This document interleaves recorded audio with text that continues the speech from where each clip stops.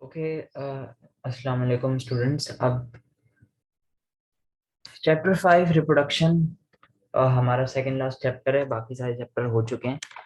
अच्छा, ये चैप्टर शुरू करने से पहले मैं आपको ये बता दूं कि इसमें कुछ ऐसी टर्मिनोलॉजीज हैं जो कि अगर आपको याद है, नाइन्थ क्लास का जो है वो मैंने आपको सेल साइकिल पढ़ाई थी, जिसमें माइटोसिस और मियोसिस मैंने आपको पढ़ाया था। तो कुछ उसकी टर्म्स भी यूज होंगी। तो काइंडली काइंडली अगर आपको वो नहीं याद है ना, तो पहले वो माइटोसिस और मियोसिस के जो फेजेस हैं वो सब देख कर आए। ठीक है, ताकि फिर आपको ये जो जब मैं ये टर्म समझाऊं कि ये क्या होता है, तो फिर आपको समझ आए। ठीक है। अच्छा, अब स्टार्ट करते हैं ये इस चैप्टर से। और ये चैप्टर जो है वो इसमें बॉटनी का सेक्शन ज्यादा है, जोलॉजी का सेक्शन बहुत कम है। ठीक है, तो हम स्टार्ट करते हैं अपना रिप्रोडक्शन। बेसिकली रिप्रोडक्शन होती क्या है कि हम जो अगर एक लिविंग ऑर्गेनिजम्स है, उसी लिविंग ऑर्गेनिज्म से फर्दर और लिविंग ऑर्गेनिजम्स का प्रोड्यूस होना, रिप्रोड्यूस होना। ठीक है, रिप्रोडक्शन बेसिकली इसका मतलब ये री किसी चीज को रिप्रोड्यूस करना। ठीक है, या फिर एक लिविंग ऑर्गेनिज्म से मजीद लिविंग ऑर्गेनिजम्स का बनते रहना, नस्ल दर नस्ल जो है वो आगे आगे ये साइकिल कैरी ऑन होती रहती है। ठीक है, तो इसको रिप्रोडक्शन कहते हैं। अब रिप्रोडक्शन दो किस्म की होती है, एक होती है ए सेक्सुअल रिप्रोडक्शन और एक होती है सेक्सुअल रिप्रोडक्शन। देखें, ए सेक्सुअल रिप्रोडक्शन में जब भी आप बायोलॉजी में कहीं पे भी किसी वर्ड के साथ ए लिखा हुआ देखेंगे ना, तो इसका मतलब है कि वहां पे वो चीज मिसिंग है। यानी कि वहां पे किसी चीज कोई किसी चीज का मिसिंग है, या ये समझ लें वहां पे वो चीज प्रेजेंट नहीं होती। ठीक है। ठीक है, ए सेक्सुअल यानी कि यहाँ पे सेक्सुअल रिप्रोडक्शन नहीं होगी। यहाँ पे गैमेट्स नहीं बनेंगे। अब गैमेट्स क्या होते हैं मैं आपको बताऊंगा। और सेक्सुअल रिप्रोडक्शन में गैमेट्स बनते हैं। ठीक है, यहाँ पे लिखा हुआ गैमेट्स क्या होते हैं। बेसिकली गैमेट्स कहते हैं रिप्रोडक्टिव सेल्स को गैमेट्स कहा जाता है। ठीक है, रिप्रोडक्टिव सेल्स को गैमेट्स कहा जाता है। और इन गैमेट्स का बनना और इनका आपस में फ्यूज होना, ये सब क्या प्रोसेस है अभी आपको समझ आएगा। ये सेक्सुअल रिप्रोडक्शन में ऐसी कोई चीज नहीं होती, ना गैमेट्स बनते हैं। डायरेक्ट एक पेरेंट बॉडी होती है और पेरेंट बॉडी से ही फर्दर जो है वो लिविंग ऑर्गेनिज्म बनते रहते हैं। तो ये सेक्सुअल रिप्रोडक्शन होती है जिसमें गैमेट्स नहीं बनते। ठीक है, in this type of reproduction सिर्फ only one parent is involve, एक ही पेरेंट इन्वॉल्व होता है। लेकिन सेक्सुअल रिप्रोडक्शन में दो अलग अलग जेंडर के लोग होते हैं, या फिर दो अलग अलग जेंडर के प्लांट्स होते हैं, अगर प्लांट्स की बात करें। ठीक है, और सेक्सुअल रिप्रोडक्शन में गैमेट्स बनते हैं, इसमें गैमेट्स नहीं बनते। फिर the offspring are exactly similar to parent. हाँ, ये इंपॉर्टेंट बात है। ये सेक्सुअल रिप्रोडक्शन में तो प्लांट या एनिमल में तो खैर ए सेक्सुअल रिप्रोडक्शन मैं आपको बता दूंगा कि कहाँ होती है ए सेक्सुअल रिप्रोडक्शन। लेकिन पहले अगर हम ए सेक्सुअल रिप्रोडक्शन की बात करें, तो ए सेक्सुअल रिप्रोडक्शन जब होती है ना, तो जो लिविंग ऑर्गेनिज्म नया रिप्रोड्यूस होता है वो बिल्कुल अपने पेरेंट्स की कॉपी, सेम फोटो कॉपी होता है समझ में। और अगर सेक्सुअल रिप्रोडक्शन की बात करें तो थोड़ी उसमें डिफरेंसेस होते हैं। ठीक है, थोड़े उसमें आपको डिफरेंट कैरेक्टरिस्टिक्स नजर आएंगे। ठीक है, genetic recombination which causes variation and leads to evolution. No new combination of genes occurs. यानी कि जब कोई नया लिविंग ऑर्गेनिज्म बनता है तो उसके कैरेक्टरिस्टिक्स में थोड़ी वेरिएशन होती है। वेरिएशन का मतलब डिफरेंस होता है। ठीक है, कि थोड़ा अलग दिखता है ना, वो वेरिएशन होती है। जेनेटिक जीन्स की आपस में रिकॉम्बिनेशन होती है। ठीक है, तो जब भी जो है ये वेरिएशन आती है। लेकिन एसेक्सुअल रिप्रोडक्शन से जो नया लिविंग ऑर्गेनिज्म बनता है उसमें कोई जो है वो इस तरह की डिफरेंसेस नहीं आते, वेरिएशन नहीं आती। ठीक है। अच्छा, asexual reproduction in protist bacteria and plants. ठीक है, अब यहाँ पे अच्छा, पहले पहले आप इसकी ये डिफरेंसेस मार्क कर लें। ये बहुत पूछा जाता है ये वाला, यहाँ से लेकर यहाँ तक। ठीक है, फिर एसेक्सुअल रिप्रोडक्शन बैक्टीरिया, प्लांट्स और प्रोटिस्ट में किस किस तरह से हो सकते हैं। एक बाय फिजन होता है। ठीक है, फिजन में क्या होता है, फिजन में आप यहाँ पे देख लें, एक दो किस्म के फिजन। पहले फिजन का मतलब क्या है। फिजन का मतलब टूटना, दो या दो से ज्यादा हिस्सों में टूट जाना, ब्रेक हो जाना। ठीक है, अब ये दो किस्म के होते हैं, एक होता है बाइनरी फिजन, एक होता है मल्टीपल फिजन। बाइनरी में सिर्फ एक से, ये एक बैक्टीरिया का सेल है फॉर सपोज, ये आगे जाके रिप्रोड्यूसर है, दो हिस्सों में टूट रहा है। ठीक है, अब आप देख रहे हो कोई यहाँ पे गैमेट्स की फॉर्मेशन नहीं हुई। ठीक है, सिर्फ एक ही पेरेंट इन्वॉल्व था, ये साथ ही साथ ये जो दो डॉटर सेल्स बने हैं ये बिल्कुल अपने पेरेंट से ही मिलते जुलते हैं। ठीक है, सेम है बिल्कुल। ठीक है, कोई वेरिएशन नहीं है इसमें। अच्छा, होता यह है कि जो बाइनरी फिजन होता है ये एक से दो हो जाते हैं। ठीक है, नंबर डॉटर सेल्स का टू हो जाता है, लेकिन मल्टीपल फिजन में बहुत सारे हो जाते हैं। ठीक है, अगर दो से ज्यादा में टूट रहा है तो वो मल्टीपल फिजन है, और अगर दो में टूट रहा है तो बाइनरी फिजन है। ठीक है, तकरीबन ये 20 से 25 मिनट जो है वो इसका टाइम ड्यूरेशन होता है, 20 से 25 मिनट में ये बाइनरी फिजन होती है। ठीक है, और ये बैक्टीरिया में होता है मोस्टली, जब कंडीशन जो है फेवरेबल होती है, उसको लगता है कि अब रिप्रोडक्शन करनी चाहिए तो फिर वो इस तरह से रिप्रोड्यूस करता है। फिर बडिंग बडिंग बडिंग में क्या होता है कि ये बडिंग बेसिकली यीस्ट वगैरह में होती है, जो आपके पिज्जा या ब्रेड वगैरह में डलता है, उसमें ये बडिंग होती है। तो बडिंग में जो ईस्ट का एक सेल होता है ना, उसके ऊपर एक छोटा सा स्ट्रक्चर आ जाता है जिसे कहते हैं बड। अगर आपने फ्लावर का बंद वाला हिस्सा, जब फ्लावर नया नया बन रहा होता है तो वो पहले बंद होता है, बड की फॉर्म में होता है। ठीक है, तो वो बड की स्ट्रक्चर का बिल्कुल मिलता जुलता स्ट्रक्चर, जिस तरह वो बड होती है प्लांट्स के अंदर, फ्लावर बड होती है, तो इसी तरह ईस्ट के ऊपर भी वैसे ही एक बड फॉर्म होती है, एक स्ट्रक्चर आ जाता है, और फिर डेवलप होता है आहिस्ता आहिस्ता आहिस्ता, और ये मिच्योर होने के बाद ये अपनी बॉडी से अलग हो जाता है। यानी कि इस आहिस्ता आहिस्ता ये बढ़ते रहते हैं, चेन ऑफ बर्ड्स, मतलब बर्ड्स की चेन होती रहती है इस तरह से। और ये एक वक्त ऐसा आता है जब ये मेच्योर हो जाते हैं तो फिर ये निकल जाते हैं अपनी पेरेंट बॉडी के अंदर से, और फिर इसी तरह की बर्डिंग फॉर्मेशन होती है।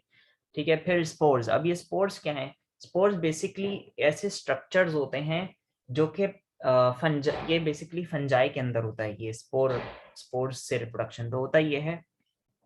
ये फॉर सपोज ये फंजाई का स्ट्रक्चर है। ठीक है, होता यह है कि फंजाई के ऊपर ना इस तरह की एक बॉडी फॉर्म होती है। जैसे मैं अगर एक बात करूं, जैसे जो प्लांट्स वगैरह होते हैं उसमें फ्रूट्स एंड फ्लावर्स आते हैं, है ना? फिर उससे रिप्रोडक्शन होती है। फ्रूट्स क्या करते हैं? फ्रूट्स अपने अंदर सीड्स, बीज रखते हैं। फिर जब फ्रूट में से सीड निकालोगे तो सीड आप वापस प्लांट सॉइल के अंदर डालोगे, फिर नया प्लांट बनेगा, फिर ये साइकिल कैरी होती रहेगी। तो यहाँ पे फंजाई के अंदर कोई फ्रूट तो नहीं आता, बट उसी के जैसा एक स्ट्रक्चर आता है जिसे कहते हैं स्पोरेंजियम। और स्पोरेंजियम के अंदर ना छोटे छोटे छोटे छोटे दाने, जैसे जैसे चाय की पत्ती अगर आपने देखी हो, तो उस जैसे स्ट्रक्चर्स इसमें होते हैं जिनको कहते हैं स्पोर्स। और जब ये स्पोरेंजियम बिल्कुल डेवलप हो जाता है, मेच्योर हो जाता है, तो ये फट जाता है। मतलब इसमें फट के ये स्पोर्स जो होते हैं ना, ये इधर उधर स्प्रेड हो जाते हैं, गिर जाते हैं। और फिर वहां वो स्पोर्स जब उनको एक फेवरेबल एटमॉस्फेयर मिलता है तो फिर क्या होता है? नया फंजाई रिप्रोड्यूस होता है। ठीक है, फिर वेजिटेटिव प्रोपेगेशन। वेजिटेटिव प्रोपेगेशन में क्या होता है कि जो एक प्लांट, अगर एक पूरा सॉलिड प्लांट है, तो सॉलिड प्लांट से एक नया प्लांट बनना। ठीक है, फॉर सपोज यहाँ पे अगर आपको नजर आ रहा है, ये एक कैबेज जैसा प्लांट है। वैसे मैं कहूंगा तो नहीं, लेकिन ये मुझे कैबेज जैसा प्लांट लग रहा है। तो हुआ ये कि यहाँ पे पहले कोई प्लांट नहीं था, यहाँ से एक स्टेम या रूट निकली, और यहाँ पे इसने दूसरा प्लांट या दूसरा स्ट्रक्चर इस तरह का सेम टू सेम ऐसे ही बनाना शुरू कर दिया। तो वेजिटेटिव प्रोपेगेशन में होता यही है कि एक पहले नॉर्मल प्लांट होता है। ठीक है, ये नॉर्मल प्लांट है, इसी में से एक स्टेम और निकली, और यहाँ पे एक दूसरा प्लांट इस स्टेम की वजह से फॉर्म हो गया, बन गया। तो इसको कहते हैं, इस प्रोसेस को कहते हैं वेजिटेटिव प्रोपेगेशन। ठीक है, ये ज्यादातर जिंजर अदरक वगैरह में होता है। ठीक है, ये यहाँ पे स्ट्रॉबेरीज में होता है। ठीक है, ये ग्रासेस में होता है, जो ग्रास बढ़ती है ना, घास जो बढ़ती रहती है, ये इसी वजह से बढ़ती है। ठीक है, गार्लिक्स अनियन में होता है। ठीक है, पोटैटो में होता है, स्वीट पोटैटो में होता है, अपंटिया या ब्रायोफाइलस, ये भी किस्म के प्लांट्स ही हैं। ठीक है, अच्छा इसमें भी होता है। ठीक है, वेजिटेटिव प्रोपेगेशन और एक होती है आर्टिफिशियल प्रोपेगेशन। वेजिटेटिव प्रोपेगेशन में होता ये है, ये तो नेचुरल प्रोसेस है जो कि मैंने अभी आपको समझाया। ठीक है, फिर एक होती है आर्टिफिशियल प्रोपेगेशन जिसमें आप ये बाकायदा तौर पे प्रोसेस अपने हाथों से करवाते हो। ठीक है, अभी किस तरह से होता है, इसके मेथड्स यहाँ पे लिखा हुआ है, tissue culture, cutting, grafting, layering, budding, ये सब जो है वो आर्टिफिशियल प्रोपेगेशन के मेथड्स हैं। और इसमें होता ये है कि आप आर्टिफिशियली ये प्रोपेगेशन करवाते हो। ठीक है, ये भी एक तरह का रिप्रोडक्टिव जो है वो तरीका है। ठीक है, अब हम इसकी मार्किंग कर लेते हैं। Asexual reproduction in protist bacteria and plants, इसका लॉन्ग क्वेश्चन बिल्कुल बन सकता है और शॉर्ट में अलग से आ सकता है, तो आप ये काइंडली मार्क कर लें, ये मैं आपको मार्क करवा देता हूँ। ठीक है, ये रहा। आपने सबसे पहले ये हेडिंग डालनी है, asexual reproduction in protist bacteria and plants. फिर आपने एक लाइन लिखनी है, following are the methods for asexual reproduction. ठीक है, ये आपने लाइन लिख लेनी है। ठीक है, ये सब इतना एक्स्ट्रा बल्कि लिखा हुआ है नीचे, ये रहा, ये रहा, ये रहा, यहाँ से शुरू करना है आपने। ठीक है, और ये आपने लिखना है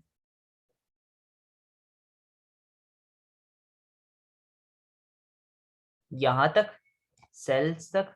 ठीक है, फिर बाइनरी फिजन और मल्टीपल फिजन पूरा लिखना है आपने, और इसकी ये डायग्राम बनानी है लाजमी। फिर बडिंग पे आते हैं, बडिंग यहाँ से लेकर यहाँ तक पूरी करनी है और ये डायग्राम लाजमी बनेगी। फिर स्पोर्स, स्पोर्स भी आपने यहाँ से लेकर यहाँ तक करना है और इसकी भी डायग्राम लाजमी बनेगी। ठीक है, अच्छा वेजिटेटिव प्रोपेगेशन में आप यहाँ से लेकर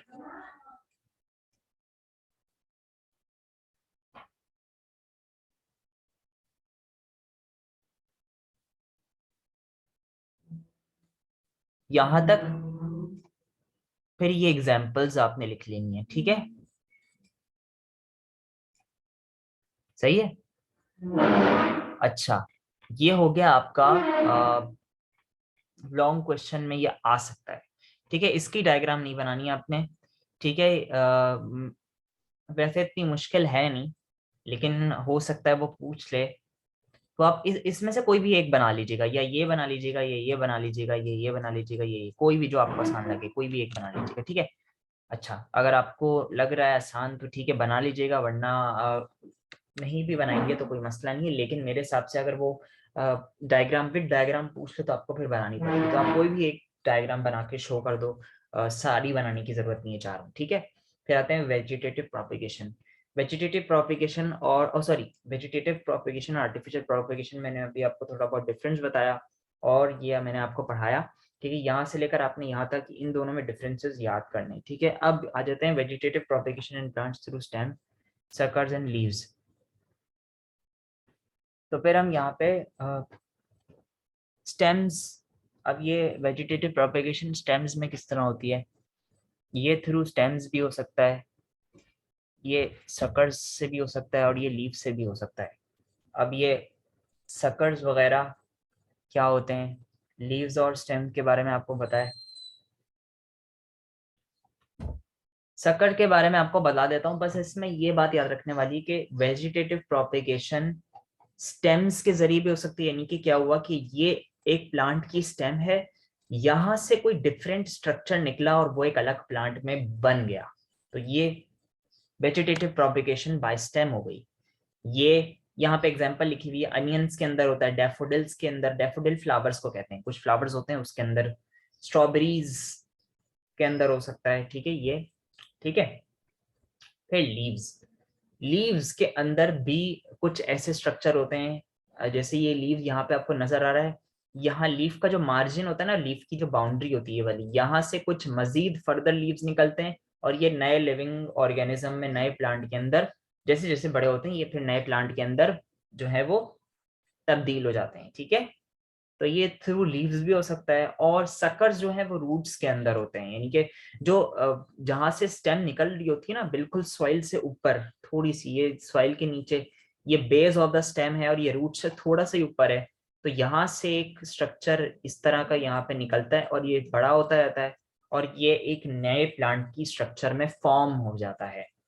ठीक है, ज्यादातर एप्पल, बनानास, एल्म भी एक तरह का एक प्लांट है, ठीक है, बनाना ट्री के अंदर ये सब होता है, ठीक है। और यहाँ पे ब्रायोफाइलम, यहाँ पे लिखा हुआ है ब्रायोफाइलम प्लांट के अंदर वेजिटेटिव प्रोपेगेशन थ्रू लीव्स होती है, ठीक है। तो ये आपने यहाँ से लेकर यहाँ तक ये पूरा याद करना है, ठीक है। ये हो गया, ये डायग्राम बनाने की जरूरत नहीं है, no need to draw the diagram here, जहां पे मैं आपको बोल रहा हूँ सिर्फ आपने वहां करनी है। फिर मेथड्स ऑफ आर्टिफिशियल प्रोपेगेशन, ये पहले आप मार्क कर लें, it takes place by cutting, grafting and cloning, यहाँ से लेकर मेथड्स ये है यहाँ से लेकर यहाँ तक, ठीक है।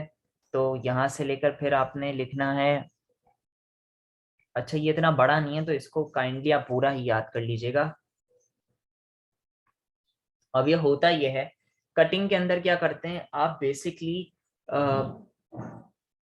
ये समझ लें, आप दो स्टेम को कट करके ना एक दूसरे के ऊपर लगाते हैं। यहाँ पे देखें लिखा हुआ है, शुगर केन जो होता है वो आप काटते हो और वो रूट्स में फिक्स करते हो, यानी कि आप इस तरह समझ लें कि ये शुगर केन है, ठीक है, यहाँ से आपने हिस्सा काटा और काट के आपने ये वाला यहाँ पे हिस्सा लगा दिया और फिर यहाँ से नया प्लांट बन गया। Cutting are short pieces of stems that have 2-3 nodes and buds cuts obliquely below a node from a plant. The cutting embedded in soil with at least one node above the soil, the adventitious roots and shoots growing from buds of the portion below the soil and above the soil respectively, forming a new plant. Example, sugarcane, sweet potato, rose. होता यह है कि जब यहाँ से मैंने एक cut करा ना, ये वाला हिस्सा मैंने कट कर दिया और ये कट करके मैं आपको सही से बना के दिखा देता हूँ। यहाँ पे एक मिनट, ये एक प्लांट है। नोड्स, यहाँ पे जो वर्ड लिखा है नोड्स, यहाँ पे थोड़े थोड़े एंड्स होते हैं, यहाँ पे मार्किंग होती है स्टेम के ऊपर इस तरह से, उनको नोड्स कहते हैं। तो मैंने क्या किया, मैंने ये रहा, यहाँ से मैंने ये नोड वाला हिस्सा, ये एक नोड का हिस्सा मैंने काट के यहाँ पे लगा दिया इस, ठीक है, यहाँ पे लगा दिया।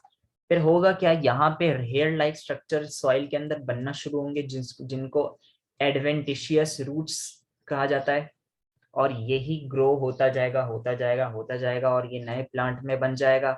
इसमें नोड्स आएंगे, यहाँ से आप कट करोगे इस प्लांट को, दोबारा फिर लगाओगे, ये इस तरह से कटिंग का प्रोसेस, कटिंग के जरिए आप बेसिकली, ये आर्टिफिशियली आप अपने हाथों से काम करते हो, तो ये आर्टिफिशियल वेजिटेटिव प्रोपेगेशन है। फिर ग्राफ्टिंग, ग्राफ्टिंग में क्या करते हो, एक इस तरह से ये देख रहे हो, ये एक किसी और प्लांट की स्टेम है या आप दूसरी प्लांट की स्टेम में फिक्स कर रहे हो, जैसे पजल जोड़ते हैं ना, इसी तरह इसके एक प्लांट दूसरे प्लांट के साथ जुड़ रहा है। जो प्लांट आप काट के जोड़ रहे होते हो उससे कहा जाता है सेक्शन, ठीक है। और जो जिस प्लांट पे आप जोड़ रहे होते हो उससे कहा जाता है स्टॉक, ठीक है। यहाँ पे एक और नाम लिखा हुआ है स्कियन, ठीक है। The plant from which the branch is taken is called scion and the plant to which it is joint is called stock, ठीक है। ऑरेंजेस, लाइम एंड मैंगोज वगैरह में आप इस तरह से कर सकते हो, ठीक है। अच्छा, फिर क्लोनिंग, क्लोनिंग को आप टिश्यू कल्चर टेक्नोलॉजी भी कहते हो। इसमें होता यह है, सिंपली आप क्या करते हो, अब ये आपकी इसमें बहुत ज्यादा बताया हुआ नहीं है, लेकिन सिर्फ ये बताया हुआ है कि ये इसका फायदा क्या है, कि इससे आप जो है वो एसेक्सुअल रिप्रोडक्शन करवा सकते हो, इससे आप हार्मोन्स की रिप्रोडक्शन करवा सकते हो, इससे आप कोई नया लिविंग ऑर्गेनिज्म भी बना सकते हो। ये बहुत एक अभी ये इसको कुछ लिमिट, मतलब इस प्रोसेस को लिमिट कर दिया गया है, कुछ चीजों पे ये अप्लाई नहीं होता और इसको मतलब बैन किया हुआ है, हर चीज पे नहीं इसकी क्लोनिंग हो सकती। जैसे एनिमल्स पे क्लोन बहुत कम होता है, हार्मोन्स या कुछ एंजाइम्स बनाने में क्लोनिंग का यूज होता है। होता यह है कि एक सेल होता है, उसका न्यूक्लियस होता है, और उस न्यूक्लियस को निकाल के इसमें दूसरा न्यूक्लियस फिट कराया जाता है। ये इसको कहते हैं टिश्यू कल्चर टेक्नोलॉजी। ये पूरा एक टेक्नोलॉजी की जरिए होता है। फिर उसमें एक नया लिविंग ऑर्गेनिज्म जो है वो उस सेल से टिश्यू बनते हैं, टिश्यू से ऑर्गन्स बनते हैं, फिर ऑर्गन से ऑर्गेनिज्म बनता है, फिर इस तरह से नया लिविंग ऑर्गेनिज्म बनता है। ठीक है। अच्छा, अब आ जाते हैं एपोमिक्सीज। एपोमिक्सीज क्या होती है? एपोमिक्सीज को हम पार्थिनोजेनेसिस भी कहते हैं। ठीक है। अब यहाँ पे होता यह है कि नॉर्मली जो सीड बनता है ना, जो बीज बनता है, वो मेल और फीमेल के गैमेट्स जब आपस में मिलते हैं ना एक दूसरे से, सीड की बात कर रहा हूँ, सीड बीज जो होता है ना, प्लांट का बीज, प्लांट के अंदर जो रिप्रोडक्टिव पार्ट जिसे आप फ्लावर कहते हो, उसके अंदर जब मेल और फीमेल गैमेट्स बनते हैं ना, mail and female reproductive cells बनते हैं, तो वो आपस में फ्यूज होते हैं। फ्यूज होके वो एक सीड की फॉर्मेशन करते हैं। फ्यूज होके वो एक सीड की फॉर्मेशन करते हैं, वहां पे सीड बनता है। ठीक है। सीड के ऊपर फिर फ्रूट आ जाता है, ठीक है, वगैरह वगैरह। तो ये मैं आपको बता रहा हूँ कि ये तो नॉर्मल प्रोसेस हो गया है, लेकिन कभी कभी ऐसा भी होता है कि जो सीड बनता है ना, वो mail and female gamete formation की वजह से नहीं बनता। वो क्या होता है, एक फीमेल जो गैमेट होता है ना, वो खुद ही सीड बन जाता है, उसको मेल गैमेट की जरूरत नहीं पड़ती। वो कुछ ऐसी कभी कभी कंडीशन आती है कि वो खुद सीड में तब्दील हो जाता है। ये हर प्लांट के अंदर नहीं होता, ये कुछ प्लांट्स के अंदर होता है। ठीक है। Apomixis is the type of seed production without fusion of male and female gametes. यहाँ पे कोई फ्यूजन नहीं होती। फ्यूजन का मतलब एक दूसरे से मिलते नहीं है दोनों mail and female gametes. It is the type of parthenogenesis which is a form of ये भी एक तरह की एसेक्सुअल रिप्रोडक्शन है। ठीक है। Where an egg develops into a complete individual without being fertilised. जो एग होता है ना, बेसिकली फीमेल के रिप्रोडक्टिव सेल को एग कहते हैं, और मेल के रिप्रोडक्टिव सेल को स्पर्म कहते हैं। तो एग जो होता है ना बेसिकली, एग क्या, विदाउट फर्टिलाइजेशन एग जो है वो एक सीड की फॉर्मेशन कर लेता है। ठीक है। तो एपोमिक्सिस भी आप नोट कर लें यहां से लेकर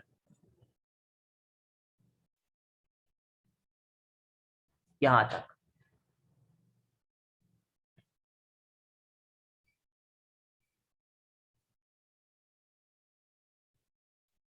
और फिर आपने करना है यहां से लेकर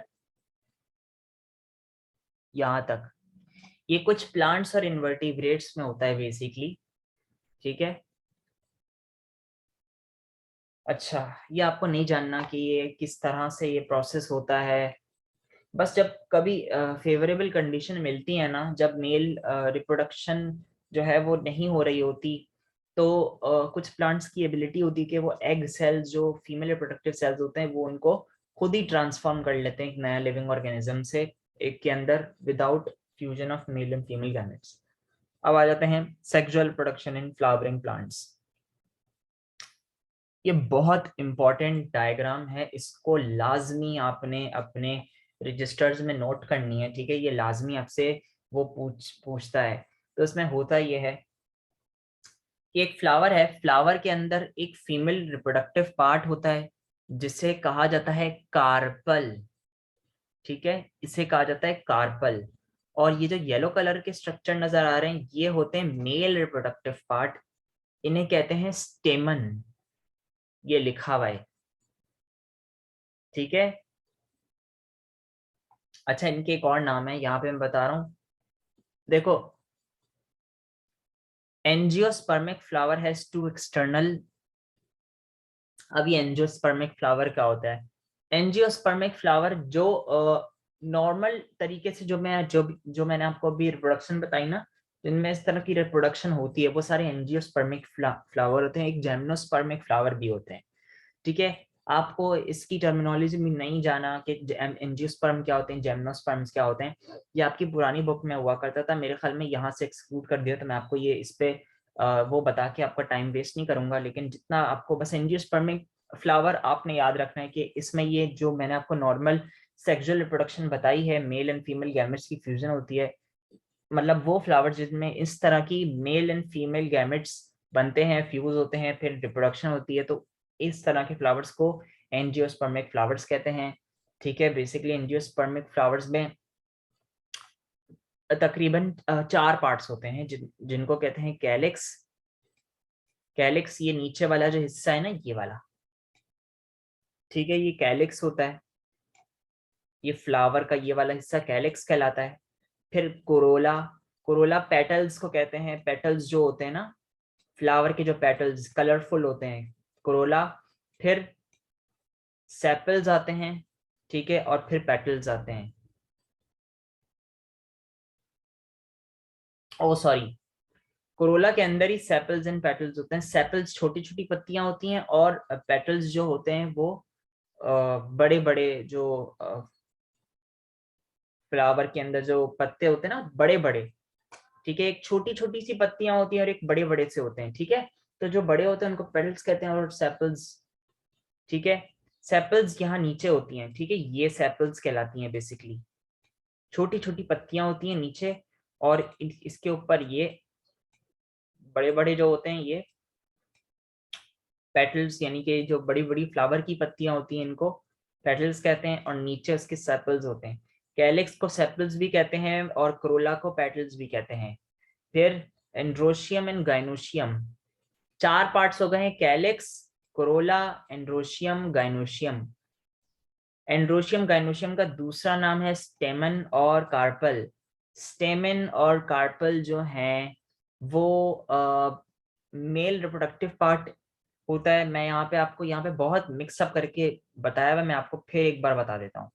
देखें, जो एंजियोस्पर्मिक फ्लावर्स होते हैं उसमें 4 पार्ट्स होते हैं टोटल। एक होता है कोरोला, एक होता है कैलेक्स, एक होता है एंड्रोशियम, और एक होता है गाइनोशियम। कैलेक्स का दूसरा नाम सेपल्स, कोरोला का दूसरा नाम पेटल्स, एंड्रोशियम का दूसरा नाम स्टेमेन, और गाइनोशियम का दूसरा नाम कार्पल्स। ठीक है, अब एंड्रोशियम और स्टेमेन, ये येलो कलर का जो स्ट्रक्चर है ना, ये एंड्रोशियम होता है या स्टेमेन होता है, और ये मेल रिप्रोडक्टिव पार्ट होता है फ्लावर के अंदर। और फिर एक कार्पल होता है, गाइनोशियम जिसे जिसे कहते हैं, और ये गाइनोशियम जो है वो फीमेल रिप्रोडक्टिव पार्ट होता है, जो ये ग्रीन कलर का स्ट्रक्चर नजर आ रहा है, ये कार्पल या गाइनोशियम होता है। ठीक है, स्टैमेन के अंदर पॉलिन ग्रेन्स बनते हैं, और कार्पल के अंदर ओव्यूल बनती है, जो ओवरी, जैसे मैंने अभी आपको उसमें बताया था कोऑर्डिनेशन वाले चैप्टर में, मेल के अंदर टेस्टिकल्स होते हैं और फीमेल के अंदर ओवरीज होती हैं। तो खैर यहाँ पे मेल के अंदर इसमें तो टेस्टिस नहीं होते, लेकिन या टेस्टिकल्स तो नहीं होते, लेकिन यहाँ पे पॉलन ग्रेन्स होते हैं मेल रिप्रोडक्टिव पार्ट के अंदर, और फीमेल के अंदर वही ओवरी होती है। ठीक है, ओवरी के अंदर एक और स्ट्रक्चर होता है रिप्रोडक्टिव सेल, जिसे कहते हैं ओव्यूल। ठीक है, अब ये ओव्यूल का स्ट्रक्चर बताया हुआ है। ठीक है, अच्छा, ओव्यूल के स्ट्रक्चर में पहले तो आपने यहाँ से लेकर यहाँ तक मैं आपको ये मार्क करवा दूं, ये डायग्राम आपने ड्रॉ करनी है। ठीक है, यहाँ से लेकर यहाँ तक आपने लिखना भी है बाकायदा, और ये डायग्राम आपने लाजमी लाजमी लाजमी ड्रॉ करनी है। स्ट्रक्चर ऑफ ओव्यूल भी आप मार्क कर लें, स्ट्रक्चर ऑफ ओव्यूल यहाँ से लेकर ये पूरा आपने स्ट्रक्चर ऑफ ओव्यूल लिखना है, और ये आपने डायग्राम ड्रॉ करनी है। ठीक है, फिर स्ट्रक्चर ऑफ पॉलन ग्रेन। अच्छा, स्ट्रक्चर ऑफ पॉलन ग्रेन काफी बड़ा लिखा हुआ है, तो इसको मैं आपको मार्क करवा देता हूँ। यहां से लेकर आपने करना है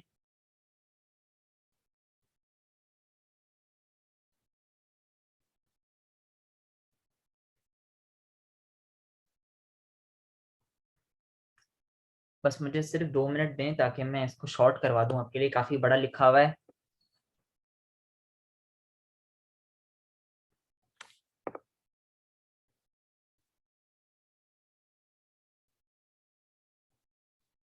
बस यहीं तक बहुत है। और इसकी डायग्राम आपने बना लेनी है, ठीक है।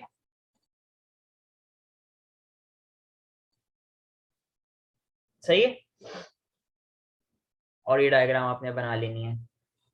अच्छा, 1 मिनट, मैं इसको भी शॉर्ट करवा देता हूँ। जब मैंने ये शॉर्ट करवाया है, मैं देख लेता हूँ वैसे। अच्छा नहीं, ठीक है, मुझे लगा इसमें डिस्क्रिप्शन ज्यादा दी हुई है, तो इसमें इसको आपने पूरा लिखना है, क्योंकि इसमें कोई ऐसी बात नहीं है, पूरा स्ट्रक्चर बता रहे हैं। इसमें प्रोसेस भी था, तो इसको रहने दें, इसको सिर्फ आप रीड कर लीजिएगा बहरहाल। ठीक है, आपने ये पॉलन ग्रेन आपने यहाँ से लेकर यहाँ तक कर लिया। अब आ जाते हैं पहले, अभी इस पे मैं आता हूँ, ठीक है। ये ओवियोल और पॉलन ग्रेन का स्ट्रक्चर, इसको आप ऐसे सिंपल रीड भी करेंगे ना, इसमें से कोई ऐसी रॉकेट साइंस नहीं है। सिर्फ आपने क्या करना है, ये स्ट्रक्चर देखना है, पढ़ना है, और इसके नाम लिखे हुए हैं, और कुछ भी नहीं है इसमें, ठीक है। ये मैं आपको फिर भी बता दूंगा।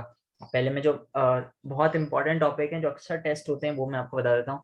अब आ जाते हैं पॉलिनेशन पे, सेल्फ पॉलिनेशन और क्रॉस पॉलिनेशन। बल्कि मुझे आपको पहले वो पढ़ाना ही पड़ेगा, ताकि आपको पॉलिनेशन समझ आ जाए। अच्छा, यहाँ पे आ जाता है ओव्यूल का स्ट्रक्चर। ये आपको ओव्यूल का स्ट्रक्चर, या ओव्यूल बेसिकली ओवरी के अंदर एक स्ट्रक्चर होता है, और ये इसी के अंदर जो है वो ना रिप्रोडक्टिव सेल होता है, ठीक है। एग सेल जिसे कहते हैं, ठीक है। एग सेल, फीमेल के अंदर एग सेल, फीमेल की रिप्रोडक्टिव सेल को एग सेल कहते हैं, और मेल के रिप्रोडक्टिव सेल को स्पर्म सेल कहते हैं, ठीक है। Each ovule has a main circular body called nucleus, ठीक है। ये पूरी एक सर्कुलर बॉडी है, ये दिख रहा है, ये इसको न्यूक्लियस कहते हैं। It is surrounded by 2 quotes, ठीक है। ये पूरा न्यूक्लियस है, और ये 2 कोट्स, एक ये वाली कोट हो गई और एक ये वाली कोट हो गई, ठीक है। A small opening present at the apex of the integument is called micropyle. यहाँ ये एक ओपनिंग होती है एग सेल की तरफ, ताकि जो स्पर्म अंदर आए ना, वो यहाँ पे इस रास्ते के जरिए आता है। माइक्रोपाइल इस रास्ते को कहते हैं। The ovule has stalk in the funicle with which it is attached to ovary. ये फोनिसल होता है, ये जहां पे ये पूरा स्ट्रक्चर अटैच होता है ना, इसको फोनिसल कहते हैं, ठीक है। और फिर एक और स्ट्रक्चर होता है chalaza, are tissues between nucleus and funicle. ये पूरा जो स्ट्रक्चर है ना, ये जो फोनिसल और न्यूक्लियस, इस वाले स्ट्रक्चर को, न्यूक्लियस को और फोनिसल को आपस में कनेक्ट करते हैं, वो चेलेजा होता है। वो टिश्यूज, वो एरिया, वो टिश्यूज चेलेजा कहलाता है, जो फोनिसल और न्यूक्लियस को कनेक्ट करता है, ठीक है। अच्छा, इसी के अंदर एग सेल होते हैं। फिर फर्दर कुछ और जो है वो सेल्स इसके अंदर होते हैं, जिसे एंटीपोडल सेल्स भी कहते हैं, और सिनर्जिड्स भी कहते हैं, ठीक है। ये आपको याद करने की जरूरत नहीं है, सिर्फ मैं मतलब इसके पीछे मैं आपको डिटेल नहीं दे रहा इनको क्यों कहते हैं, और ये इसका प्रोसेस क्या है पूरा, ये आपको नहीं करने की जरूरत है। सिर्फ मैं आपको इतना बता रहा हूँ, मतलब जितना आपने अपने जहनों में रिटेन रखना है, वो बस इतनी ही बात है, ठीक है। इससे ज्यादा आपको रिटेन नहीं रखनी, ठीक है। आपने सिर्फ ये स्ट्रक्चर याद कर लिया, बहुत है। डायग्राम बना ली, बहुत है। या आपसे टेस्ट हो सकता है आपके इस लेवल पे, क्योंकि आपका लेवल उतना एडवांस अभी है नहीं कि आपके लेवल पे बहुत इंफॉर्मेशन आपको दी जा सके, ठीक है। अच्छा, तो ये स्ट्रक्चर हो गया ओव्यूल का। फिर पॉलन ग्रेन का स्ट्रक्चर होता है। पॉलन ग्रेन्स बेसिकली यहाँ पर होते हैं, ये दिख रहा है। पॉलन ग्रेन्स यहाँ पर होते हैं, ये वाले स्ट्रक्चर, ये पॉलन ग्रेन्स यहाँ पे होते हैं। और ओव्यूल, जो मैंने ये ओव्यूल बनाई, ये यहाँ पर होती है, इसके अंदर ओवरी के अंदर होती है,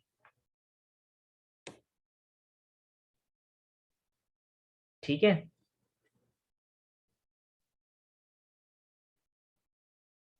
अच्छा, एक और चीज, ये ओवरी का इस तरह का स्ट्रक्चर है ना,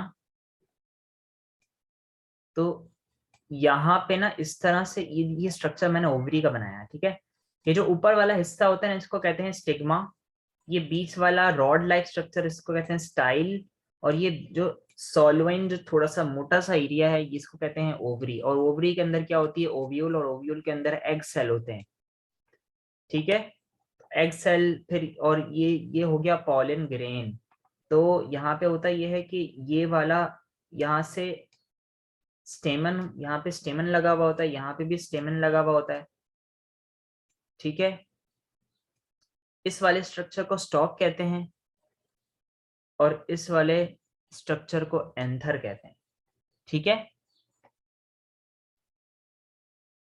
यहाँ पे क्लियरली लिखा हुआ नहीं है तो मैंने आपको फिर भी यहाँ पे बता दिया। ठीक है, ये वाला जो रॉड लाइक स्ट्रक्चर की मैं आपको भी नीचे भी बता देता हूँ। ठीक है, ये बल्कि यहाँ से मैं मिटा देता हूँ, मैं आपको नीचे जब पॉलिनेशन पढ़ा रहा हूँ ना फिर मैं आपको बता दूंगा। अच्छा, ये आपको स्ट्रक्चर समझ आ गया।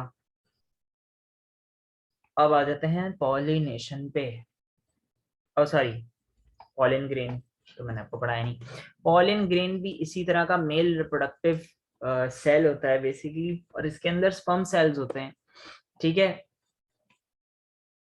pollen grain develops in pollen sac of anther from microspore in the form of loose dusty powder। Powder की तरह ये जो है वो pollen grains होते हैं, और ये बेसिकली पाउडर लाइक स्ट्रक्चर होते हैं।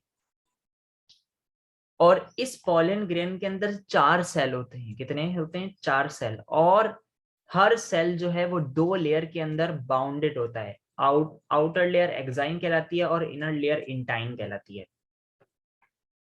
ठीक है, ये रही इनर लेयर और ये रही आउटर लेयर। ये पॉलिन ग्रेन का एक स्ट्रक्चर है। अभी मैं आपको बताता हूँ। अभी थोड़ा सा आपको इसमें, मुझे पता है थोड़ा समझ नहीं आ रहा होगा, तो मैं आपको यहाँ पे बता देता हूँ। ये आप देख रहे हैं, मैं यहाँ पे, बल्कि आपको पॉलिनेशन में आपको यहीं पे कहीं पे समझा देता हूँ। ये हो गया आपका कार्पल या गाइनोशियम जिसे कहते हैं। ठीक है, जो मैंने अभी आपको बताया, स्टिग्मा स्टाइल ओवरी। फिर यहाँ से येलो कलर के स्ट्रक्चर्स आप देख रहे हैं यहाँ पे, ये मैं बना रहा हूँ। ये हो गए स्टेमन या फिर एंड्रोशियम, यहाँ पे बनाया मैं।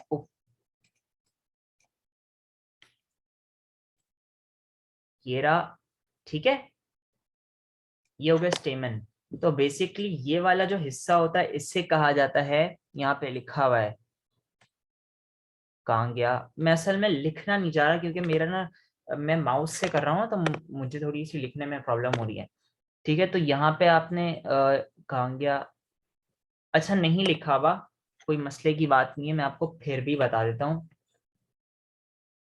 ये जो डंडी नजर आ रही है आपको, ये कहलाई जाती है स्टॉक। STAL के स्टॉक। ठीक है, और ये वाला जो हिस्सा होता है ना, ये इसके अंदर होते हैं पॉलन ग्रेन्स। ये वाले पॉलन ग्रेन्स इसके अंदर होते हैं, पाउडर जैसा मटेरियल होता है। और हर पॉलन ग्रेन के अंदर जो है वो 4 सेल्स होते हैं, जो, और हर सेल की 2 लेयर्स होती हैं, exine outer layer, intine inner layer. फिर इसके अंदर जो है वो रिप्रोडक्टिव सेल होते हैं जिसको स्पर्म कहते हैं। ठीक है, अच्छा, अब आते हैं। फिर होता यह है कि पॉलिनेशन। पॉलिनेशन क्या होती है?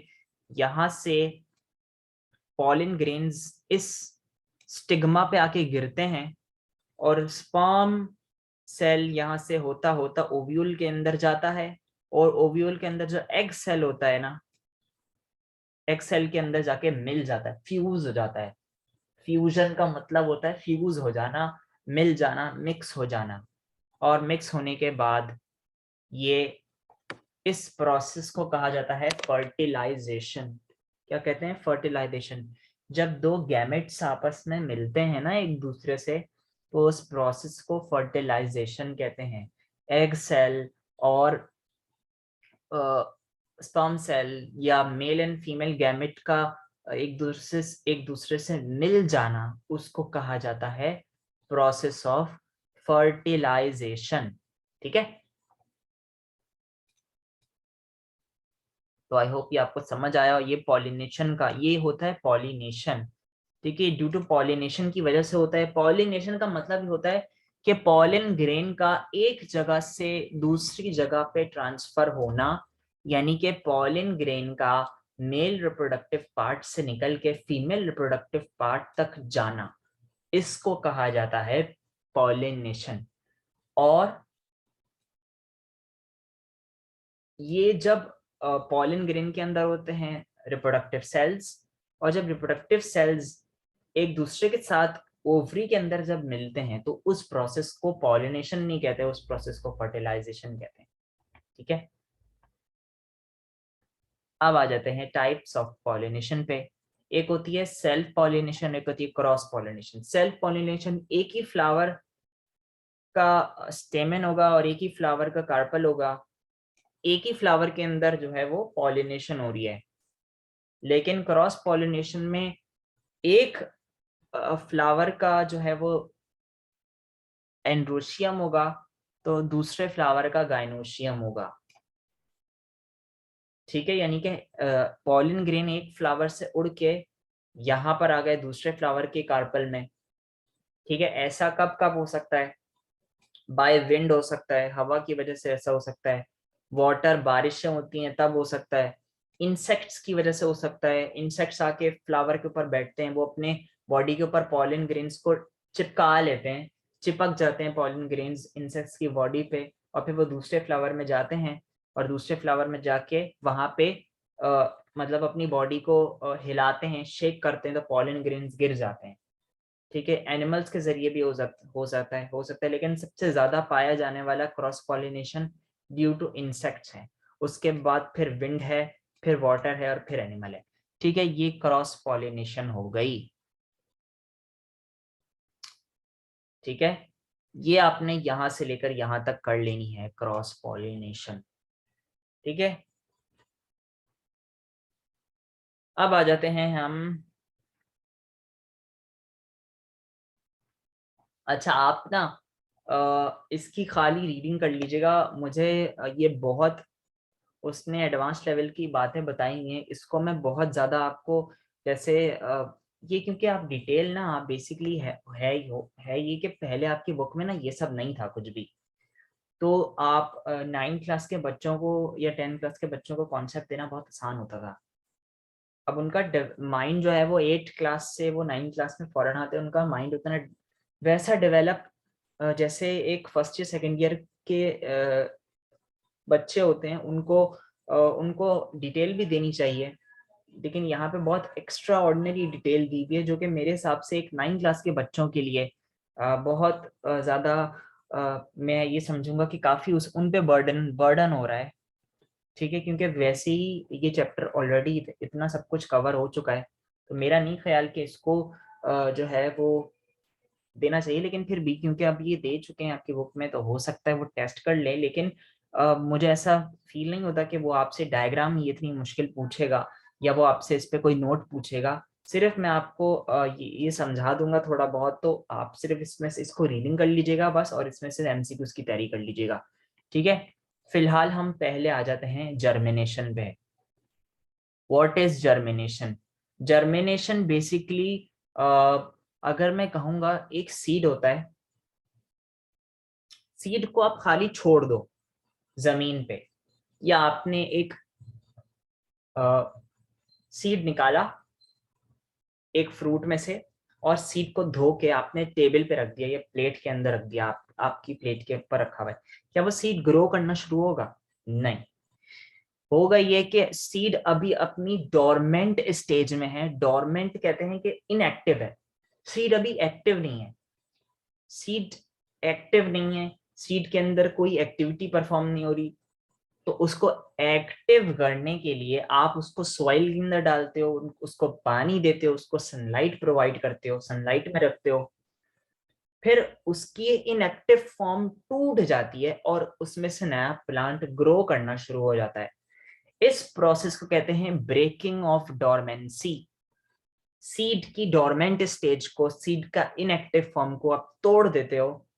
ये सारे प्रोसेस करने के बाद सीड की फॉर्म टूट जाती है। ठीक है, तो बेसिकली सीड जो है वो फिर आपका ग्रो करना शुरू हो जाता है एक नए प्लांट के अंदर। ठीक है, इस प्रोसेस को कहते हैं जर्मिनेशन।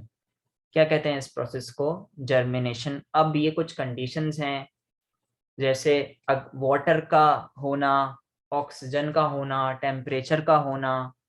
ठीक है, ये कुछ किस्म की जर्मिनेशन, सॉरी, ये कुछ कंडीशंस हैं जर्मिनेशन के लिए जो कि जरूरी हैं। जर्मिनेशन वाटर के बगैर नहीं हो सकती, ऑक्सीजन के बगैर नहीं हो सकती, ऑक्सीजन की जरूरत है, टेम्परेचर एक सर्टेन टेम्परेचर होना चाहिए, वाटर इतना होना चाहिए कि प्लांट बाद में जब बढ़ने लगे तो उसको वाटर मिलते रहना चाहिए। ठीक है, ये सारी चीजें जरूरी है जर्मिनेशन के लिए। ठीक है, तो breaking of seed dormancy is called germination. तो यहां से लेकर यहां तक ये जर्मिनेशन की डेफिनेशन हो गई। ठीक है, फिर ये पूरा आपने कंडीशंस याद करनी है यहां से लेकर यहां तक। ठीक है, बाकी अपने इसकी सिंपल रीडिंग कर लेनी है बहुत सारे। फिर होती है टाइप्स ऑफ जर्मिनेशन। अब टाइप्स ऑफ जर्मिनेशन पहले आप ये यहां से लेकर यहां तक मार्क कर लें। इसमें देखें बहुत सारे डिफरेंसेस मैं आपको मार्क करवा दिए हैं। ए सेक्सुअल सेक्सुअल प्रोडक्शन, फिर मैंने आपको मेरे ख्याल में एक और करवाया था, 2-3 मैंने आपको करवाए थे, तो ये बहरहाल आप देख लीजिएगा। तो ये 2-3 आपको डिफरेंसेस करा चुका हूँ, तो इस चैप्टर में से डिफरेंसेस के पे चांसेस हैं कि डिफरेंसेस आ सकता है। अब basically what is epigeal germination, ये दो किस्म की होती है, एक एपीजियल जर्मिनेशन होती है और एक होती है हाइपीजियल जर्मिनेशन। एपी का मतलब होता है अबव, और जियो वर्ड अर्थ से निकला है, और हाइपो का मतलब होता है बिलो, और जियो का वर्ड फिर अर्थ से निकला है। तो यहाँ पे बेसिकली जो जर्मिनेशन होती है ना, वो अबव द ग्राउंड होती रहती है। एपीजियल जर्मिनेशन में यहाँ पे लिखा हुआ है the type of germination where seeds come above the soil during germination. अच्छा, जब कभी आप सीड को लगा के छोड़ दो, या कभी आप लोगों ने अपने गमले वगैरह में धनिया वगैरह अगर लगाया हो, कभी आपने देखा हो जो धनिया वगैरह होता है, अगर आप उनको लगाओ तो वो बढ़ना शुरू हो जाते हैं। जब वो बढ़ते रहते हैं ना, या बाजरा वाला वगैरह भी लगा लो, ठीक है, तो कुछ प्लांट्स ऐसे होते हैं सीड्स भी ऊपर आने लगते हैं। यानी कि आपने ये सीड लगाया, ये सीड ग्रो हुआ ग्रो हुआ ग्रो हुआ, और एक वक्त आया कि सीड अपने प्लांट के साथ सॉइल से बाहर आ गया, प्लांट के साथ ही बाहर आ गया। इस तरह की जर्मिनेशन को एपीजियल जर्मिनेशन कहते हैं। ठीक है, और ऐसी जर्मिनेशन जिसमें सीड बाहर नहीं आता, वो रूट्स के, वो सॉरी सॉइल के अंदर ही रहता है, ऐसी जर्मिनेशन को हाइपोजियल जर्मिनेशन कहते हैं। क्या कहते हैं? Hypogeal germination. ठीक है, अच्छा, फिर the growth rate of hypocotyle is higher than epicotyle. The hypocotyle grow in the form of arch. The cotyledon become green and come above the soil and work as first foliage leaf. Here the growth rate of epicotyle is higher than hypocotyle. The hypocotyle does not grow in the form of arch. The cotyledon do not turn green. अच्छा, cotyledon क्या होते हैं? अभी cotyledon आपको समझ में तो नहीं आएगा क्योंकि मैंने अभी आपको सीड का स्ट्रक्चर नहीं बताया, लेकिन मैं आपको बता देता हूँ। कॉटिलेडन बेसिकली सीड के अंदर ना दो या एक या दो भी हो सकते हैं, कुछ छोटे छोटे बेबी लीव्स होते हैं। ठीक है, छोटे छोटे बेबी लीव्स होते हैं जिनको कॉटिलेडन कहा जाता है, ये सीड के अंदर होते हैं। तो बेसिकली जब हाइपोजियल जर्मिनेशन हो रही होती है ना, तो एक तो जो सीड होता है वो ग्राउंड के अंदर ही रहता है। ठीक है, दूसरा ये प्लांट आपको हमेशा हमेशा हमेशा स्ट्रेट ग्रो होता हुआ नजर आएगा, कोई आर्च नहीं होगी। आर्च, इस स्ट्रक्चर को आर्च कहते हैं। जैसे यहाँ पे आपको आर्च बना हुआ नजर आ रहा है, ये यहाँ पे हाइपो एपीजियल जर्मिनेशन में इस तरह से आर्च बना लेता है, आर्क बोल लो, आर्च बोल लो आप। ठीक है, आर्च बना लेता है, लेकिन हाइपोजियल जर्मिनेशन में ऐसा कुछ भी नहीं होता। ठीक है, और दूसरी बात अपने यहाँ पे ये रखनी है कि एपीजियल जर्मिनेशन में जो सीड होता है वो रूट सॉइल से बाहर आ जाता है, ग्राउंड से बाहर आ जाता है, और हाइपोजियल जर्मिनेशन में ऐसा नहीं होता। अच्छा, यहाँ पे याद रखने वाली बात यह है जो ऊपर वाला प्लांट होता है ना वो एपिकोटाइल कहलाता है और नीचे वाला प्लांट हाइपोकोटाइल कहलाता है। इसी तरह यहाँ पे भी ये एपिकोटाइल होता है और ये नीचे वाला हाइपोकोटाइल होता है। ठीक है, यहाँ पे लिखा हुआ बस ये बताया हुआ है कि यहाँ पे हाइपोकोटाइल की जो ग्रोथ होती है वो ज्यादा होती है और एपिकोटाइल की जो ग्रोथ होती है वो कम होती है। यहाँ पे उल्टा होता है, यहाँ पे एपिकोटाइल ग्रो जल्दी जल्दी करता है और यहाँ पे हाइपोकोटाइल ग्रो देर में करते हैं, यहाँ पे लिखा हुआ है। ठीक है, अच्छा अब आ जाते हैं रिप्रोडक्शन इन एनिमल्स। अभी पहले इसको पढ़ लेते हैं। रिप्रोडक्शन इन एनिमल्स मैंने आपको अभी बताया एनिमल्स में किस तरह से रिप्रोडक्शन होती है। ये पहले यहाँ से लेकर आप यहाँ तक मार्क कर लें, फ्रेगमेंटेशन तक। ठीक है, फ्रेगमेंटेशन तक आपने मार्क कर लिया, ये आपकी एसेक्सुअल रिप्रोडक्शन इन एनिमल्स हो गई। ठीक है, फिजन वही है, वही सारा है, कुछ कोई डिफरेंस नहीं है। फिजन का मतलब टूटना। बाइनरी फिजन होता है जब एक से ज्यादा में टूट रहा है, दो में टूट रहा है तो बाइनरी फिजन, और अगर मल्टीपल यानी एक से ज्यादा में टूट रहा है तो मल्टीपल फिजन। फिर बडिंग, बडिंग भी सेम वही है, कोई डिफरेंस नहीं है बडिंग में। ठीक है, सिर्फ यहाँ पे बस चेंज क्या, यहाँ पे एग्जाम्पल्स का चेंज है। यहाँ हाइड्रा के अंदर, हाइड्रा बेसिकली बडिंग हाइड्रा के अंदर होती है, वहां पे ईस्ट वो प्लांट की कैटेगरी में आता है। यहाँ पे हाइड्रा एनिमल है जो कि बेसिकली वाटर के अंदर बेसिकली ये आपका एक ऑर्गेनिज्म है। ठीक है, अच्छा ये एक ऑर्गेनिज्म है जिसमें जो है वो बडिंग की फॉर्मेशन होती है, जिस तरह से सेम एज इट इज जैसे ईस्ट में होती है ना, वैसी हाइड्रा के अंदर होती है। ठीक है, फिर बडिंग जो है वो यहाँ पे कोई इसमें डिफरेंस नहीं है, सेम वही चीज होती है कि एक स्ट्रक्चर निकलता है, वो बड की फॉर्म में होता है, आहिस्ता आहिस्ता वो मेच्योर ग्रो होता रहता है, डेवलप होता रहता है, फिर वो अपने पेरेंट हाइड्रा की बॉडी में से निकल के दूसरा न्यू एक लिविंग ऑर्गेनिज्म बन जाता है। ठीक है, मल्टीपल फिजन यहाँ पे प्लाज्मोडियम के अंदर बताई हुई है, और यहाँ पे बाइनरी फिजन जो है वो यहाँ पे अमीबा के अंदर बताई हुई है। मेरे ख्याल से यहाँ पे अमीबा लिखा हुआ होगा, नहीं भी है तो प्रोटोजोआ के अंदर जो है वो बेसिकली फाइलम प्रोटोजोआ जो है वो बेसिकली उसमें अमीबा वगैरह आते हैं, तो अमीबा वगैरह के अंदर ये होता है। और मल्टीपल फिजन भी कुछ प्रोटोजोआ में होता है जैसे प्लाज्मोडियम वगैरह। ठीक है, फिर फ्रेगमेंटेशन, ये एक नई बात है। फ्रेगमेंटेशन में क्या होता है, नाम से फ्रेगमेंट्स होना, टूट जाना। It is found in lower, fragments का मतलब टुकड़े हो जाना। ठीक है, it is found in lower multicellular animal like liver, fluke and nematodes.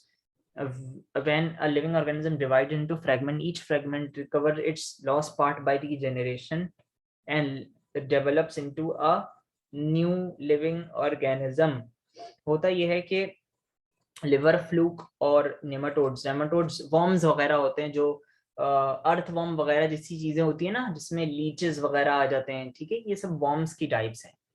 तो लिवर, फ्लूक और नेमाटोड्स वगैरह क्या करते हैं, ये जो उनकी बॉडी होती है ना वो अपनी बॉडी में से एक हिस्सा तोड़ देते हैं या डीजेनरेट कर लेते हैं। जैसे उन फॉर सपोज मान लो ये लिवर फ्लूक है, और लिवर फ्लूक ने क्या किया, अपने बॉडी में से एक हिस्से को डीजेनरेट कर दिया, हटा दिया और इसको अलग कर दिया अपनी बॉडी में से, और ये हिस्सा मतलब टुकड़े हो गए इसकी। ठीक है, फिजन अगर आप ये समझ रहे हो बिल्कुल फिजन की तरह है, तो फिजन में जो है ना वो जब नया लिविंग ऑर्गेनिज्म इसमें से बनेगा ना, दो या दो से ज्यादा लिविंग ऑर्गेनिज्म में, तो दोनों का साइज हमेशा सेम होता है। ठीक है, या अगर ज्यादा में भी बन रहा है ना तो सब जितने भी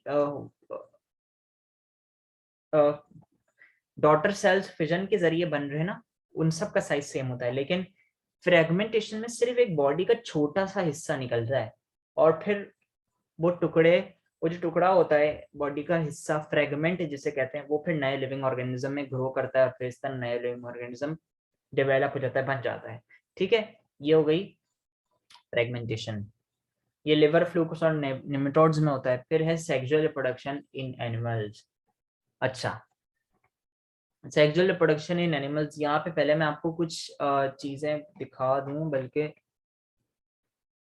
ठीक है, एनिमल के अंदर सेक्सुअल रिप्रोडक्शन जो है The process of sexual reproduction involves fusion of special haploid sex cells or gametes to form a single diploid cell zygote. अच्छा, यहाँ पे होता यह है कि जब गैमेट्स बनते हैं ना, बेसिकली अगर मैं यहाँ पे बताऊं, फॉर सब यह बल्कि ये पढ़ते हैं डायरेक्ट, गैमीटोजेनेसिस। गैमीटोजेनेसिस गैमीटोजेनेसिस क्या होता है? जब गैमेट्स बनते हैं ना, गैमेट्स की फॉर्मेशन होती है, रिप्रोडक्टिव सेल्स का बनना। मेल बॉडी में बनते हैं रिप्रोडक्टिव सेल्स, फीमेल बॉडी में अलग बनते हैं रिप्रोडक्टिव सेल्स। तो इन उनकी रिस्पेक्टिव बॉडीज में इन सेल्स का बनना, ये कहलाया जाता है गैमेटोजेनेसिस, फॉर्मेशन ऑफ गैमेट्स। फिर एक प्रोसेस होता है मेटिंग का। मेटिंग, सेक्सुअल रिप्रोडक्शन में सारे प्रोसेस हो रहे होते हैं। गैमेटोजेनेसिस, पहले गैमेट्स बनते हैं, फिर मेल एंड फीमेल ऑर्गेनिज्म जो है वो आपस में यूनाइट करते हैं, एक दूसरे से मिल जाते हैं, ठीक है। और इस मिलने की वजह से जो मेल के अंदर जो मेल रिप्रोडक्टिव सेल जिसे स्पर्म कहते हैं, और फीमेल के अंदर जो फीमेल रिप्रोडक्टिव सेल जिसे एग सेल कहते हैं, ये दोनों आपस में फ्यूज हो जाते हैं, फ्यूजन हो जाती है इनकी फ्यूजन मिक्स हो जाते हैं, एक दूसरे से जुड़ जाते हैं। और इस प्रोसेस को कहा जाता है फर्टिलाइजेशन। और इस फर्टिलाइजेशन के जरिए एक ये स्पर्म सेल है, ये एग सेल है, जब ये दोनों आपस में मिलेंगे तो एक नया सेल फॉर्म हो जाएगा, और इस सेल को कहा जाता है जाइगोट। क्या कहते हैं? जाइगोट। और इसकी डेवलपमेंट ये सारी मदर बॉडी के अंदर होती है, ठीक है। तो ये फर्टिलाइजेशन हो गया।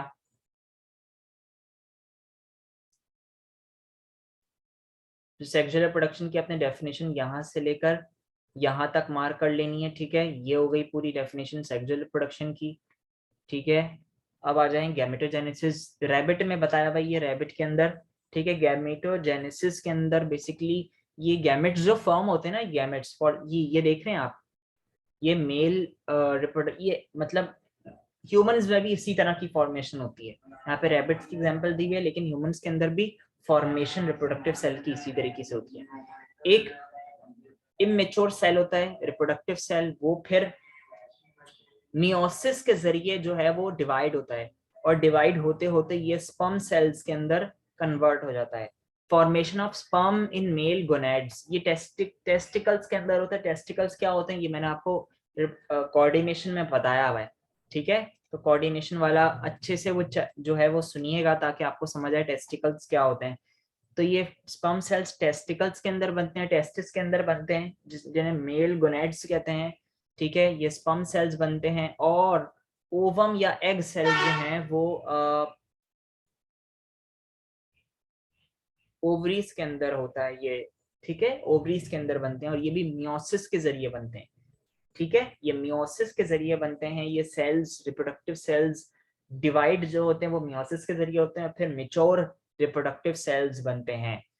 जो फॉर्मेशन ऑफ स्पर्म होगा, जेनेसिस का वर्ड जब आप सुनोगे तो इसका मतलब होता है फॉर्मेशन। और गैमेट का वर्ड जेनेसिस, जैसे यहाँ पे लिखा हुआ है जेनेसिस, तो फॉर्मेशन। गैमेट से निकला है। Formation of gametes is called gametogenesis. Sperm, spermatogenesis, formation of sperm is called spermatogenesis. oogenesis, genesis of ovum या ओवरी या सॉरी एग सेल, ये होता है फॉर्मेशन ऑफ एग सेल या ओवम, ये होता है oogenesis, ठीक है। बाकी आपने इसकी रीडिंग कर लेनी है, और आपने यहां से लेकर पूरा यहाँ तक ये डायग्राम नोट नहीं करनी, सिर्फ आपने इसके डिफरेंसेस नोट करने हैं, ठीक है। बल्कि आप डिफरेंसेस में नहीं नोट करिएगा, इसको अलग अलग हेडिंग बना के कर लीजिएगा, ठीक है। इसके कोई पॉइंट्स नहीं है तो ये हो गई गैमेटोजेनेसिस की डेफिनेशन। इन रैबिट लिखने की जरूरत नहीं है आपको, सिर्फ गैमेटोजेनेसिस की हेडिंग डालें, और यहाँ से लेकर यहाँ तक लिखना है आपने। फिर these are of two types, यानी कि गैमेटोजेनेसिस की फर्दर टू टाइप्स होती हैं, स्पर्मेटोजेनेसिस और oogenesis, ठीक है। फिर आपने हर एक की हेडिंग बना के अलग लिख लेनी है। फिर mail and female reproductive organs in rabbit, ठीक है। ये आपने इसको, अच्छा, ये आपको बनाना पड़ेगा, ठीक है। इसकी डायग्राम आ सकती है ये वाली भी और ये वाली भी, या तो वो फीमेल रिप्रोडक्टिव पूछ लेगा या वो मेल रिप्रोडक्टिव पूछ लेगा, तो ये आपको काइंडली सही से करनी पड़ेगी। ठीक है, इसकी प्रैक्टिस कर लीजिएगा आप। अच्छा, अब होता ही है कि मैंने आपको वैसे बताया हुआ है मेल एंड फीमेल, ये मैंने आपको कोऑर्डिनेशन में पढ़ाया हुआ है। ठीक है, जो mail and female reproductive organs को गोनैड्स कहते हैं, याद है सबको, कोऑर्डिनेशन में मैंने आपको कराया था। और इसके अंदर गैमेट्स की फॉर्मेशन होती है। हर फीमेल गोनैड के अंदर फीमेल गैमेट बनेगा, मेल गोनैड के अंदर मेल गैमेट बनेगा। ठीक है, अच्छा, फिर मेल के अंदर जो है वो दो टेस्टिस होते हैं, दो टेस्टिकल होते हैं। ठीक है, और ये मेल की बॉडी के बाहर जो है वो निकले हुए होते हैं। ठीक है, अच्छा, फिर इसमें लिखा हुआ है इसके अंदर कुछ ट्यूब लाइक स्ट्रक्चर्स होते हैं। इन टेस्टिकल्स के अंदर ट्यूब लाइक स्ट्रक्चर होते हैं, जिसे कहते हैं सेमिनोफेरस ट्यूब्यूल्स। ठीक है, और एक और ट्यूब इसी में होती है जिसको कहते हैं एपिडाइडिमिस। ठीक है, तो ये सारी ट्यूब्स हैं, स्ट्रक्चर हैं गोनेड्स के अंदर, ये स्ट्रक्चर होते हैं। ये आपने सिर्फ इसको जो है वो इसको सिर्फ आप जो है वो पढ़ लीजिएगा। ठीक है, रीडिंग कर लीजिएगा, इसमें से एमसीक्यूज पूछा जा सकता है। ठीक है, और ये ओवरीज जो होती हैं वो फीमेल बॉडी के अंदर होती हैं, और इसमें से एग निकलता है, ओवम निकलता है। ठीक है, फिर डक्ट का मतलब होता है रास्ता, कलेक्टिंग ट्यूब्स। ये नजर आ रहा है आपको, जैसे ये डक्ट बताई थी मैंने आपको, याद है?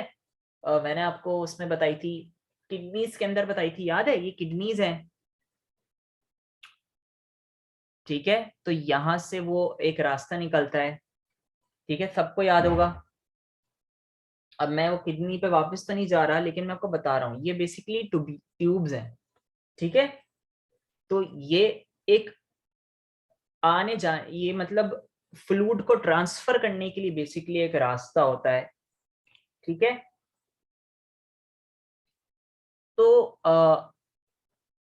बेसिकली यहाँ पे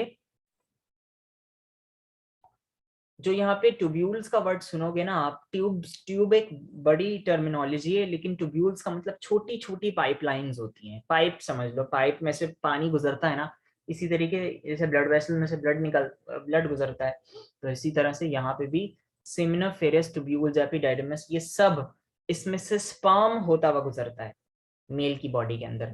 ठीक है, और वास डेफरेंस, ये भी ट्यूब्यूल्स हैं। ठीक है, बहुत सारी किस्म की होती हैं। ठीक है, अब इसका स्ट्रक्चर नहीं गिवन है तो मैं आपको बता नहीं सकता, वैसे स्ट्रक्चर भी इसका जो है काफी कॉम्प्लिकेटेड है।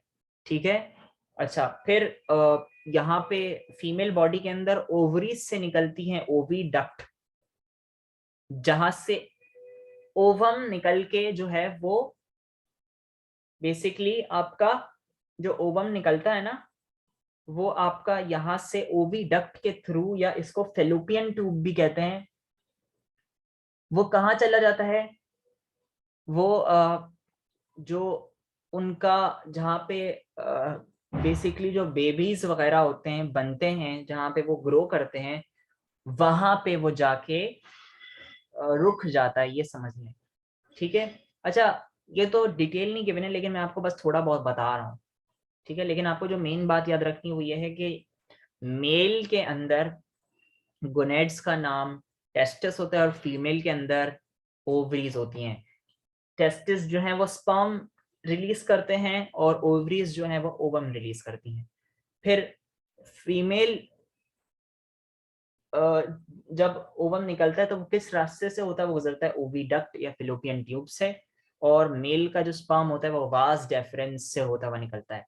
ठीक है, फिर ऑर्गन जो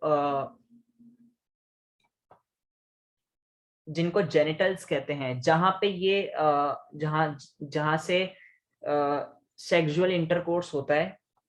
ठीक है, वो मेल रिप्रोडक्टिव ऑर्गन यहाँ पे लिखा हुआ है पीनस कहलाता है, और फीमेल रिप्रोडक्टिव ऑर्गन को वेजाइना कहते हैं, जहां जहां पे वो स्पर्म कलेक्ट होता है। ठीक है, यहाँ पे आपको ये सोचने की जरूरत नहीं, ये सारा प्रोसेस जो है वो क्या क्या और क्यों कैसे, यहाँ पे आपके लेवल पे सिर्फ नाम लिखे हुए हैं और आपको बस ये याद करने हैं। मेरे हिसाब से तो आपको ये भी नहीं पढ़ाना चाहिए इस लेवल पे, क्योंकि आपको बहुत सारी चीजों का भी अंदाजा नहीं है और आपको स्ट्रक्चर का पता नहीं है कि किस तरह का स्ट्रक्चर होता है। तो आपने सिर्फ नाम याद रख रहे हैं, आपने कोई स्ट्रक्चर देखने की जरूरत नहीं है, ना आपको याद रखने की जरूरत है। सिर्फ ये आपको रैबिट का रिप्रोडक्टिव ऑर्गन गिवन है, ये आपने ड्रॉ कर लेना है, और फिर आपको कुछ ग्लैंड्स गिवन है कि ये एंडोक्राइन ग्लैंड नहीं होते, ये याद रखिएगा। ये जो मैं आपको यहाँ पे बता रहा हूँ ना, मेल के अंदर बेसिकली, मेल के अंदर ये एंडोक्राइन ग्लैंड में नहीं आते, ये सिर्फ जब काम आते हैं जब सेक्सुअल इंटरकोर्स हो रहा होता है। तो prostate gland, Cowper's gland, seminal vesicle, ये सारे ग्लैंड्स तब काम आते हैं जब सेक्सुअल कांटेक्ट होता है मेल एंड फीमेल का, तो जब ये इनमें से हार्मोन्स निकलते हैं और वो उसमें हेल्प करते हैं। ठीक है, और ओवरीज एग्स के साथ साथ निकलने के साथ ये भी एज अ ग्लैंड की तरह काम करती है। तो इसमें इसमें भी कुछ हार्मोन्स निकलते हैं सेक्सुअल इंटरकोर्स के दरमियान। ठीक है, बार बार आपको याद करने की जरूरत नहीं है क्या होता है, क्यों होता है, कब कब निकलते हैं, क्या जरूरत है। ठीक है, फिर अब आ जाए फर्टिलाइजेशन पे। फर्टिलाइजेशन मैंने आपको अभी बताया कि जब मेल एंड फीमेल गैमेट्स आपस में फॉर्म होते हैं और जाइगोट बनता है। ठीक है, मेल एंड फीमेल गैमेट्स की फॉर्मेशन और उनका नया सेल का फॉर्म होना, इसको कहते हैं जाइगोट, और इस प्रोसेस को कहते हैं फर्टिलाइजेशन। अब ये एक्सटर्नल भी होती है और इंटरनल भी होती है। अगर बॉडी के अंदर हो रही है ना, जैसे रैबिट्स के अंदर, दूसरे लिविंग ऑर्गेनिज्म, ह्यूमंस में भी, हर फर्टिलाइजेशन जो फीमेल बॉडी के अंदर हो, ठीक है, वो इंटरनल फर्टिलाइजेशन होती है। ये फर्टिलाइजेशन बॉडी के अंदर होती है और ये ज्यादातर रेप्टाइल्स और मैमल्स के अंदर होती है। ठीक है, और एक्सटर्नल फर्टिलाइजेशन जो है वो आउटसाइड द बॉडी होती है। सही है।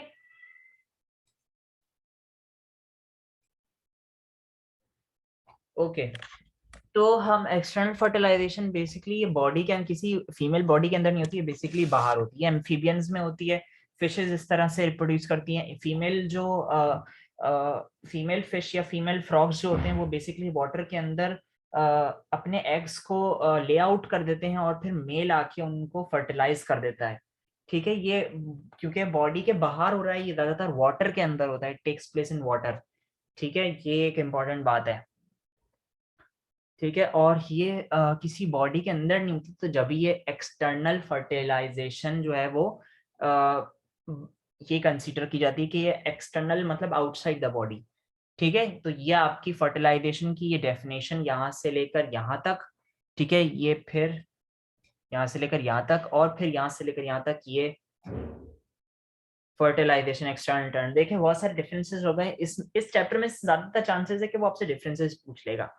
ठीक है, फिर नीड फॉर पॉपुलेशन प्लानिंग, इसकी सिर्फ आपने रीडिंग कर लेनी है। ठीक है, इसमें यही बताया हुआ है कि आपकी पूरी दुनिया के जो मुल्क हैं, ममालिक हैं, उसमें आबादी बढ़ रही है, उसको कैसे कंट्रोल करते हैं, पॉपुलेशन प्लानिंग क्यों करना जरूरी है, गवर्नमेंट को इस पे क्या अपनी कंट्रीज में पॉलिसीज रखनी चाहिए कि इतनी, क्योंकि जाहिर सी बात है ना, जैसे जैसे पॉपुलेशन बढ़ेगी, आप खुद बताओ कि लोग रिसोर्सेस को, खाने पीने को कंज्यूम करना ज्यादा शुरू करेंगे। अगर आप घर में, अगर आप दो लोग हो घर में, तो आप कम खाना बनाओगे, है ना, रिसोर्सेस कम यूज करोगे।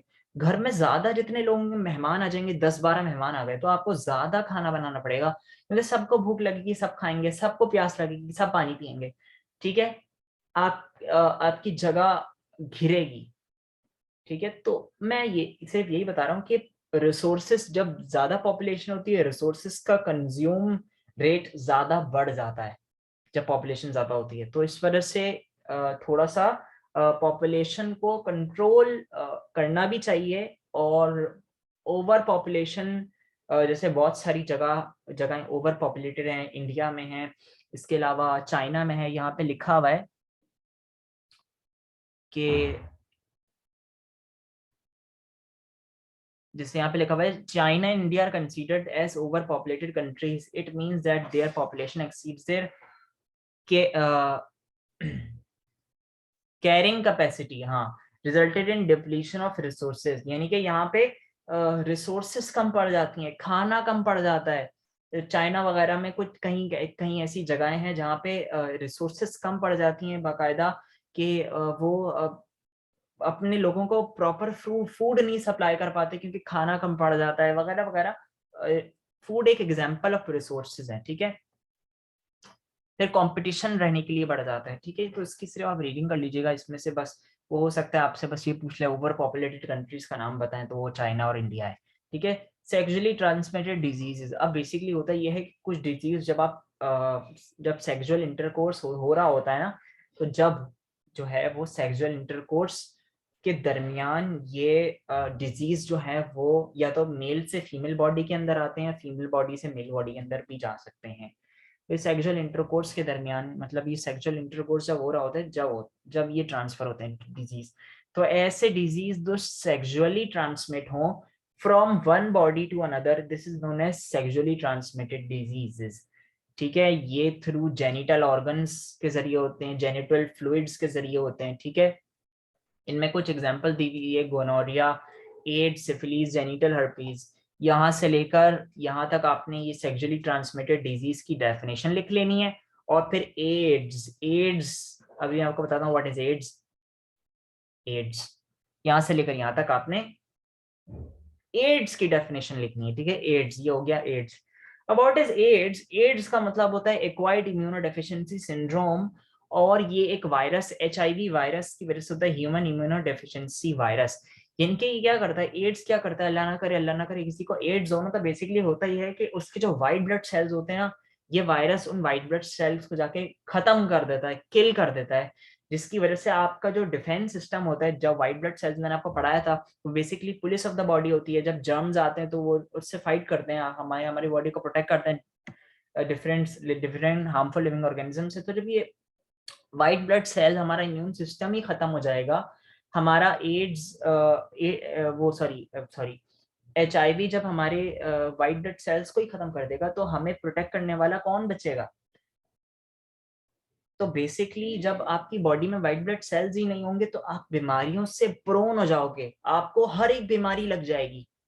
तो basically acquired immunodeficiency syndrome is a condition, ये इसकी वजह से मल्टीपल बीमारियां हो सकती हैं। तो एड्स बेसिकली कंडीशन है, ये कोई बीमारी नहीं है, बट ये कंडीशन है जिसकी वजह से मल्टीपल बीमारियां हो सकती हैं, ठीक है। और ये किसकी वजह से होता है? एचआईवी वायरस की वजह से होता है, ठीक है। और ये एचआईवी वायरस कैसे ट्रांसमिट होता है? अगर इंजेक्शन लगाया हुआ है किसी को, और वही यूज किया हुआ इंजेक्शन किसी और को लगा दिया, सेक्सुअल इंटरकोर्स या सेक्सुअल कॉन्टेक्ट की वजह से, जब जब मदर डिलीवरी दे रही होती है बेबीज वगैरह को, बच्चों को, तो फिर उस दौरान भी ये हो सकता है। बाकी ये बहुत रेयर केसेस में होता है। बाकी जब ब्रेस्ट फीडिंग करवाती हैं जो मदर्स होती हैं, वो उस जो मतलब उस प्रोसेस के अंदर भी जो है वो ये डिजीज ट्रांसमिट हो सकती है from mother to its baby, ठीक है।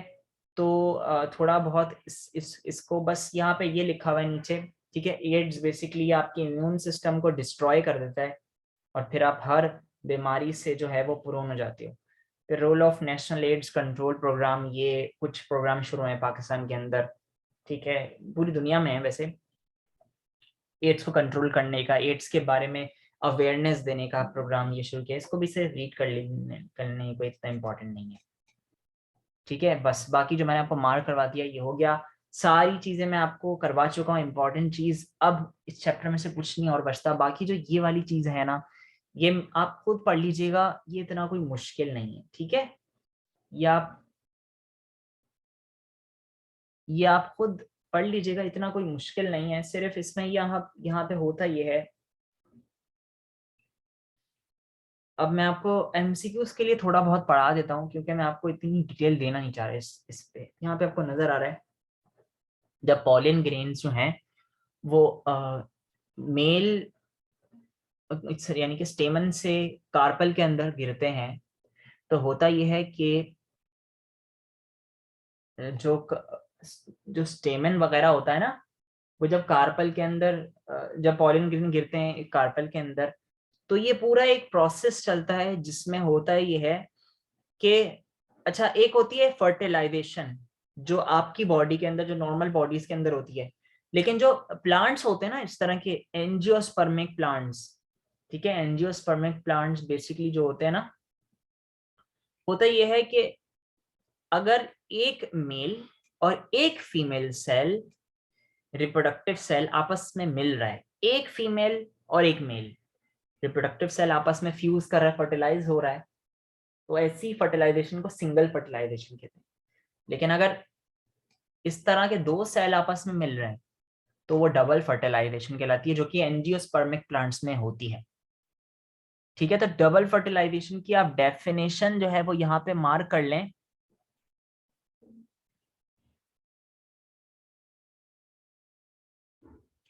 बल्कि डबल फर्टिलाइजेशन में समरी में देखता हूँ, यहाँ पे बहुत कॉम्प्लिकेटेड लिखी हुई है। आई होप हो, डबल फर्टिलाइजेशन होनी तो चाहिए।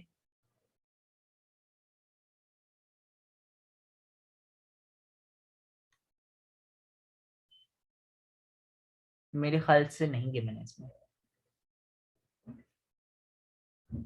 हाँ ये रही, one of the male gamete fuse with ovum to produce 2n zygote and 2n secondary nucleus fuse with another male gamete to produce 3n zygote, double fertilisation ये रही। अब ये n और ये n basically nucleus, number of nucleus ये बताया हुआ है, तो ये बताता हूँ मैं n है क्या, कहाँ गया।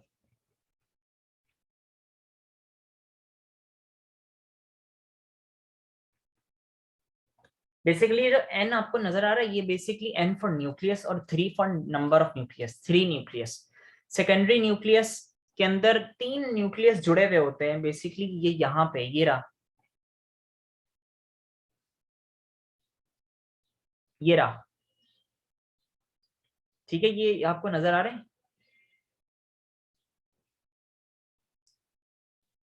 अच्छा, हम आपको फिर ये डबल फर्टिलाइजेशन की मैंने आपको डेफिनेशन बता दी, मार्क करवा दी। डबल फर्टिलाइजेशन में से आपने ये याद रखना है, ठीक है, बेसिकली होता यही है कि पॉलिनेशन के बाद ये स्पर्म होता हुआ जाता है और ये ओव्यूल के अंदर इस एग सेल के साथ मिल जाता है, फर्टिलाइजेशन हो जाती है। ठीक है, फर्टिलाइजेशन यहाँ पे डबल फर्टिलाइजेशन होती है, यहाँ पे एग सेल दो दो अलग अलग एग सेल में टूट जाता है पहले, और फिर वो जो है वो यानी कि स्पर्म सेल भी इस तरह से दो दो अलग अलग उसमें डिवाइड होते हैं। ठीक है, एक फिर वो दोनों आपस में मिलते हैं और ये डबल फर्टिलाइजेशन का प्रोसेस जो है वो कैरी आउट होता है। ठीक है, ये जो 3n 2n लिखा हुआ है ना, इसको आप नहीं याद रखेंगे तो कोई मसले की बात नहीं है। ठीक है, जो मेन बात है आपने सिर्फ डबल फर्टिलाइजेशन की डेफिनेशन आपने याद कर लेनी है और कुछ भी नहीं। ठीक है, इसमें से फिर इसको आप सिर्फ रीड कर लीजिएगा। अच्छा, फिर जाहिर सी बात है जो ओव्यूल होता है ये जब बड़ा होता रहता है, ये ओव्यूल जो होता है ये बेसिकली सीड बन जाता है, और ये जो ओवरी होती है ना पूरी, ये फ्रूट बन जाती है। जैसे जैसे जब फर्टिलाइजेशन हो जाती है तो ओव्यूल होता है वो सीड बन जाता है, और जो ओव्यूल होता है ना वो फ्रूट में तब्दील हो जाता है। ठीक है, हाँ ये यहाँ पे यही लिखा हुआ है। और ये फ्रूट फॉर्मेशन होती रहती है। The ovary enlarges to form a fruit containing seed और seeds, the stigma style disappears, गायब हो जाते हैं, स्टिग्मा स्टाइल निकल जाते हैं, टूट जाते हैं। The stamens and petals are usually lost after pollination, जब पॉलिनेशन होती है तो स्टेमन वगैरह जो मेल रिप्रोडक्टिव पार्ट होता है वो निकल जाता है। ठीक है, और कभी कभी जो है वो अटैच भी होते हैं, जैसे इन सम के sepals remain attach with fruits, जैसे ब्रिंजल वगैरह के साथ। ब्रिंजल जो बैंगन होता है उसके ऊपर आप डंडी के ऊपर देखो तो वो सेपल्स लगे हुए होते हैं। ठीक है, नीचे ग्रीन कलर का जो होता है। ठीक है, the endosperm provides the nourishment to develop embryo, it also store energy in grain like wheat rice gram which can be utilised by us और बाय अदर एनिमल्स। यानी कि बस ये बता रहा है कि जो सीड होता है ना, अब जाहिर सी बात है सीड को जब आप निकालोगे उसके अंदर एक पहले से ही कुछ फूड पार्टिकल रिजर्व होते हैं जिसको एंडोस्पर्म कहते हैं। एंडोस्पर्म कुछ फूड पार्टिकल्स होते हैं जो कि सीड के अंदर पहले से ही मौजूद होते हैं, ताकि उसके अंदर जो कॉटिलिडन है ना वो खराब ना हो, या कॉटिलिडन ग्रो करने की सलाहियत रखे कि जब वो डोरमेंसी ब्रेक हो, जर्मिनेशन स्टार्ट हो, तो वो जो है वो डोरमेंट हो उस वक्त, मतलब सॉरी डोरमेंसी ब्रेक हो सके, ठीक है। एंडोस्पर्म बेसिकली फूड पार्ट है, सीड के अंदर बेसिकली फूड पार्ट होता है, ठीक है। अच्छा फिर आ जाते हैं हम, अच्छा ये फ्रूट फॉर्मेशन जो है वो बस आप यहाँ से लेकर यहाँ तक फ्रूट फॉर्मेशन को लिख लें, ठीक है। हो सकता है वो आपसे 3 नंबर का नोट पूछ ले फ्रूट फॉर्मेशन का। फ्रूट फॉर्मेशन विदाउट फर्टिलाइजेशन, कभी कभी फ्रूट विदाउट फर्टिलाइजेशन भी होती है, जैसे पार्थिनोकार्पी कहते हैं। जैसे एपोमिक्सीज मैंने आपको पढ़ाया था पार्थिनोजेनेसिस, इसी तरह इसमें पार्थिनोकार्पी होता है, ठीक है। कभी कभी ऐसा भी होता है कि फ्रूट्स विदाउट फर्टिलाइजेशन हो जाता है, इसको कहते हैं, और उसमें कोई फ्रूट नहीं, सीड्स नहीं बनते। जैसे बनाना वगैरह में आपने कभी सीड नहीं देखा होगा, कभी सीड नहीं होता बनाना के अंदर, तो वो by the help of parthenocarpy होता है। तो इसमें जो फीमेल एग होता है ना वो खुद ही सीड में कन्वर्ट हो जाता है, और ओव्यूल जो होता है वो खुद ही सीड में कन्वर्ट हो जाता है, फिर जो ओवरी होता है वो फ्रूट में कन्वर्ट हो जाता है, ठीक है। ये पार्थिनोकार्पी, ये आपने बिल्कुल इसको नोट कर लें और इसको याद भी कर लें, ये एमसीक्यूज में भी पूछ सकते हैं, इसमें नोट भी आ सकता है, ठीक है। पार्थिनोकार्पी की डेफिनेशन भी पूछ सकता है, तो वो या तो ये पूछ लेगा डिफाइन पार्थिनोकार्पी, या वो पूछ लेगा define fruit formation without fertilisation, ठीक है। Adaptation in structure, wind pollinated, insect pollinated, flower and plant, बस इसमें ये बताया हुआ है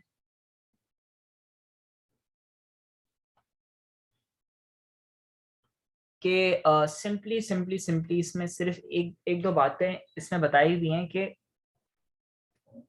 यहाँ पे वो फ्लावर्स या वो ऐसे प्लांट जो विंड और वाटर के जरिए पॉलिनेट होते हैं उनकी क्या कैरेक्टरिस्टिक होती हैं, और ऐसे इंसेक्ट और ऐसे फ्लावर्स और प्लांट जो इंसेक्ट्स उन पे आके बैठते हैं वो किस तरह के होते हैं। तो यहाँ पे लिखा हुआ है बस, some plants spread their pollen grains by wind and H2O while others spreads by insect and animal. The plant which spread their pollen grain by wind and H2O have some adaptive characters, ठीक है। यहाँ पे लिखा हुआ है, ये आपने याद कर लेना, ये पूछा जा सकता है, ठीक है। The flowers of these plants are non-attractive, small in size and do not bear any odor. Odor का मतलब smell, ठीक है। अट्रैक्टिव नहीं होते, जो विंड और वाटर के जरिए जो पॉलिनेशन जिन फ्लावर्स में विंड और वाटर के जरिए होती है ना, उसमें कोई अट्रैक्शन नहीं होती, नॉन अट्रैक्टिव होते हैं, ठीक है। फिर इसके अलावा they produce pollen grains in high quantity, इनमें पॉलिन ग्रेन्स बहुत ज्यादा बनता है, और पॉलिन ग्रेन का वेट ज्यादा होता है, ठीक है। और इसके अलावा इनमें नेक्टर नहीं होता, नेक्टर कहते हैं जो रस होता है ना, फूल के अंदर रस होता है जिनको इंसेक्ट आके चूसते हैं, वो नेक्टर कहलाता है, ठीक है। तो जो इंसेक्ट पॉलिनेटेड प्लांट्स होते हैं उनमें नेक्टर ज्यादा होता है, उनमें स्मेल भी होती है, ठीक है। और उनके कलर्स ब्राइट होते हैं ताकि इंसेक्ट आके अट्रैक्ट हो, फ्लावर्स बड़े बड़े होते हैं, इंसेक्ट कलर और फ्लावर और स्मेल को देख के अट्रैक्ट होते हैं, फिर आते हैं बैठते हैं उस पे, ठीक है। ये हो गया है कुछ कैरेक्टरिस्टिक्स, ठीक है, ये आपने याद कर लेने, ठीक है। फिर स्ट्रक्चर ऑफ सीड, अच्छा सीड का स्ट्रक्चर, ये वाली डायग्राम आप काइंडली बना लीजिएगा, ठीक है। अब और ये वाली डायग्राम, बस इसमें से वो आपसे नोट नहीं पूछेगा, लेकिन डायग्राम वो आपसे बिल्कुल पूछ सकते हैं, तो डायग्राम आप बना लीजिएगा। फिर भी मैं आपको थोड़ा बहुत यहाँ पे स्ट्रक्चर ऑफ सीड बता देता हूँ कि व्हाट इज सीड। सीड का स्ट्रक्चर क्या होता है, बाहर से जो लेयर सीड की लेयर होती है ना, जो हार्ड होती है, वो कहलाती है सीड कोट। उसमें 2 लेयर्स होती है, टेस्टा और टेगमेंट, ठीक है, ये सीड को प्रोटेक्ट करती है। फिर यहाँ पे प्लम्यूल, ये भी स्ट्रक्चर ऑफ सीड के अंदर ही होता है, जिसमें यहाँ पे लिखा हुआ है कि the embryo develops form a diploid zygote. Diploid का मतलब होता है कि जिसमें दो दो न्यूक्लियस, यानी कि एक फीमेल, जब मैंने आपको बताया कि मैं आपको डिप्लॉइड हैप्लॉइड वैसे उसमें बता चुका हूँ मियोसिस और माइटोसिस में, मैं थोड़ा रिवीजन करवा रहा हूँ। ये male, F for female, M for male, तो ये दोनों जब आपस में मिलते हैं फर्टिलाइजेशन होती है, फर्टिलाइजेशन होने के बाद ओव्यूल के अंदर ओव्यूल जो है वो सीड में कन्वर्ट हो जाता है। तो मेल के अंदर क्या मेल न्यूक्लियस होगा? ये मेल रिप्रोडक्टिव सेल है, तो मेल रिप्रोडक्टिव सेल के अंदर न्यूक्लियस होता है और फीमेल रिप्रोडक्टिव सेल के अंदर भी न्यूक्लियस होता है। दोनों सेल आपस में मिलेंगे तो एक नया सेल बनेगा जिसको जाइगोट कहेंगे, और इसमें अब टोटल कितने न्यूक्लियस हो गए? 2 न्यूक्लियस। तो ऐसे सेल जिसमें 2 न्यूक्लियस होते हैं उसको डिप्लॉयड सेल कहते हैं, और ये जाइगोट हमेशा डिप्लॉयड होता है। ठीक है, क्या सबको समझ आया ये? ठीक है, आसान बात है, इतनी कोई मुश्किल तो नहीं है ये। It is it it It is a small axis lying between two cotyledons, the upper end called plumule. हाँ, जो कॉटिलेडन होता है ना, बेसिकली सीड के अंदर ये आपको लीफ लाइक स्ट्रक्चर नजर आ रहा है, ये यहां से ग्रोथ होती है प्लांट की। तो इस कॉटिलेडन के साथ ही एक स्ट्रक्चर होता है प्लम्यूल जिसे कहते हैं। ठीक है, फिर एपिकोटाइल हाइपोकोटाइल मैंने बताया, ये जो ग्रो करेगा अबव द सॉइल वो एपिकोटाइल, जो बिलो द सॉइल ग्रो करेगा वो हाइपोकोटाइल होगा। फिर ये एक डंडी होती है जो इन कॉटिलेडन्स के साथ अटैच होती है जिसे रेडिकल कहते हैं। ठीक है, कॉटिलेडन बेबी लीव्स को कॉटिलेडन कहा जाता है। ये कॉटिलेडन बेसिकली यहाँ पे ये वाला हिस्सा कॉटिलेडन क्यों कहा हुआ है? क्योंकि कॉटिलेडन जो बेबी लीव्स यहाँ पे है ना, वो बेसिकली इस पूरे सीड के अंदर होते हैं। ठीक है, सीड के अंदर, यानी कि, और ये जो पूरा एरिया आपको नजर आ रहा है सीड का, ये यहाँ पे फूड पार्टिकल होते हैं जिसे एंडोस्पर्म कहते हैं, एंडो। ठीक है, एंडोस्पर्म के अंदर फूड पार्टिकल होते हैं जिसमें ये जो लीव्स, यानी कि कॉटिलेडन जो है वो बेसिकली क्या करता है, वो बेसिकली क्या करता है, एंडोस्पर्म जो है वो इस बेबी लीव्स को नरिश करता रहता है, इनको सूखने नहीं देता, इनको फूड प्रोवाइड करता रहता है, क्योंकि सीड तो डोरमेंट स्टेज में है ना, सीड अभी एक्टिव तो है नहीं। तो इनको लेकिन उसके अंदर जो लीव्स हैं उनको तो एक्टिव रहना ही है ना, ताकि वो ग्रो कर सके। तो उसको प्रोवाइड फूड कौन प्रोवाइड करता रहता है? यहाँ पे जो एंडोस्पर्म होता है ना वो प्रोवाइड करता रहता है। ठीक है, अच्छा। The seed also contain leaf-like structure called cotyledon. ये रहा leaf-like structure cotyledon। ये basically cotyledon जो है वो इस पूरे स्ट्रक्चर के अंदर, यानी कि जो एंडोस्पर्म होता है ना, ये पूरा हिस्सा, आप इसको भी कॉटिलेडन कह सकते हो, लेकिन यहाँ पे कॉटिलेडन जो बेसिकली जो कॉटिलेडन के एक्चुअल मीनिंग है ना, वो बेबी लीव्स को कहते हैं। ठीक है, अब ये दो किस्म के होते हैं, एक होता है मोनोकॉट और एक होता है डाइकॉट। डाइकॉट, अगर 2 बेबी लीव्स होंगे तो डाइकॉटिलेडन होगा, और अगर एक बेबी लीव होगा तो मोनोकॉटिलेडन होगा। ठीक है, इसके अलावा जब आप सीड को पानी देते हो तो सीड के अंदर ये जो ओपनिंग है ना जहां से पानी घुसता है अंदर, इसको माइक्रोपाइल कहते हैं। ये रहा माइक्रोपाइल। ठीक है,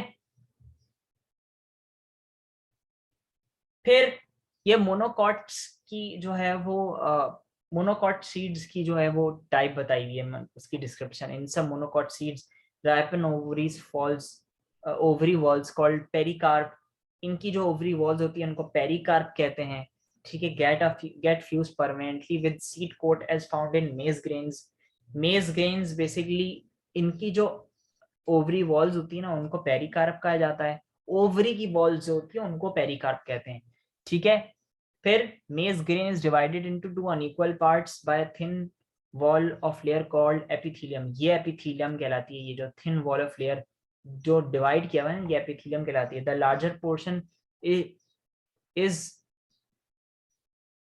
the endosperm and the smaller is the embryo. ये एंडोस्पर्म होता है और ये एम्ब्रियो कहलाता है। ठीक है, in the embryonic part a shield shaped cotyledon is present called scutellum। यहाँ पे जो कॉटिलेडन होता है वो बेसिकली यहाँ पे देखें, फिर मिसप्रिंटिंग हुई हुई है, तो मेरे ख्याल से यहाँ पे शील्ड लिखा हुआ है। शील्ड जो होती है ना, जैसे ये शील्ड इस तरह से होती है, कोन शेप ठीक है, ट्राइंगुलर शेप की के ये कॉटिलेडन्स होते हैं जिनको स्क्यूटुलम कहते हैं।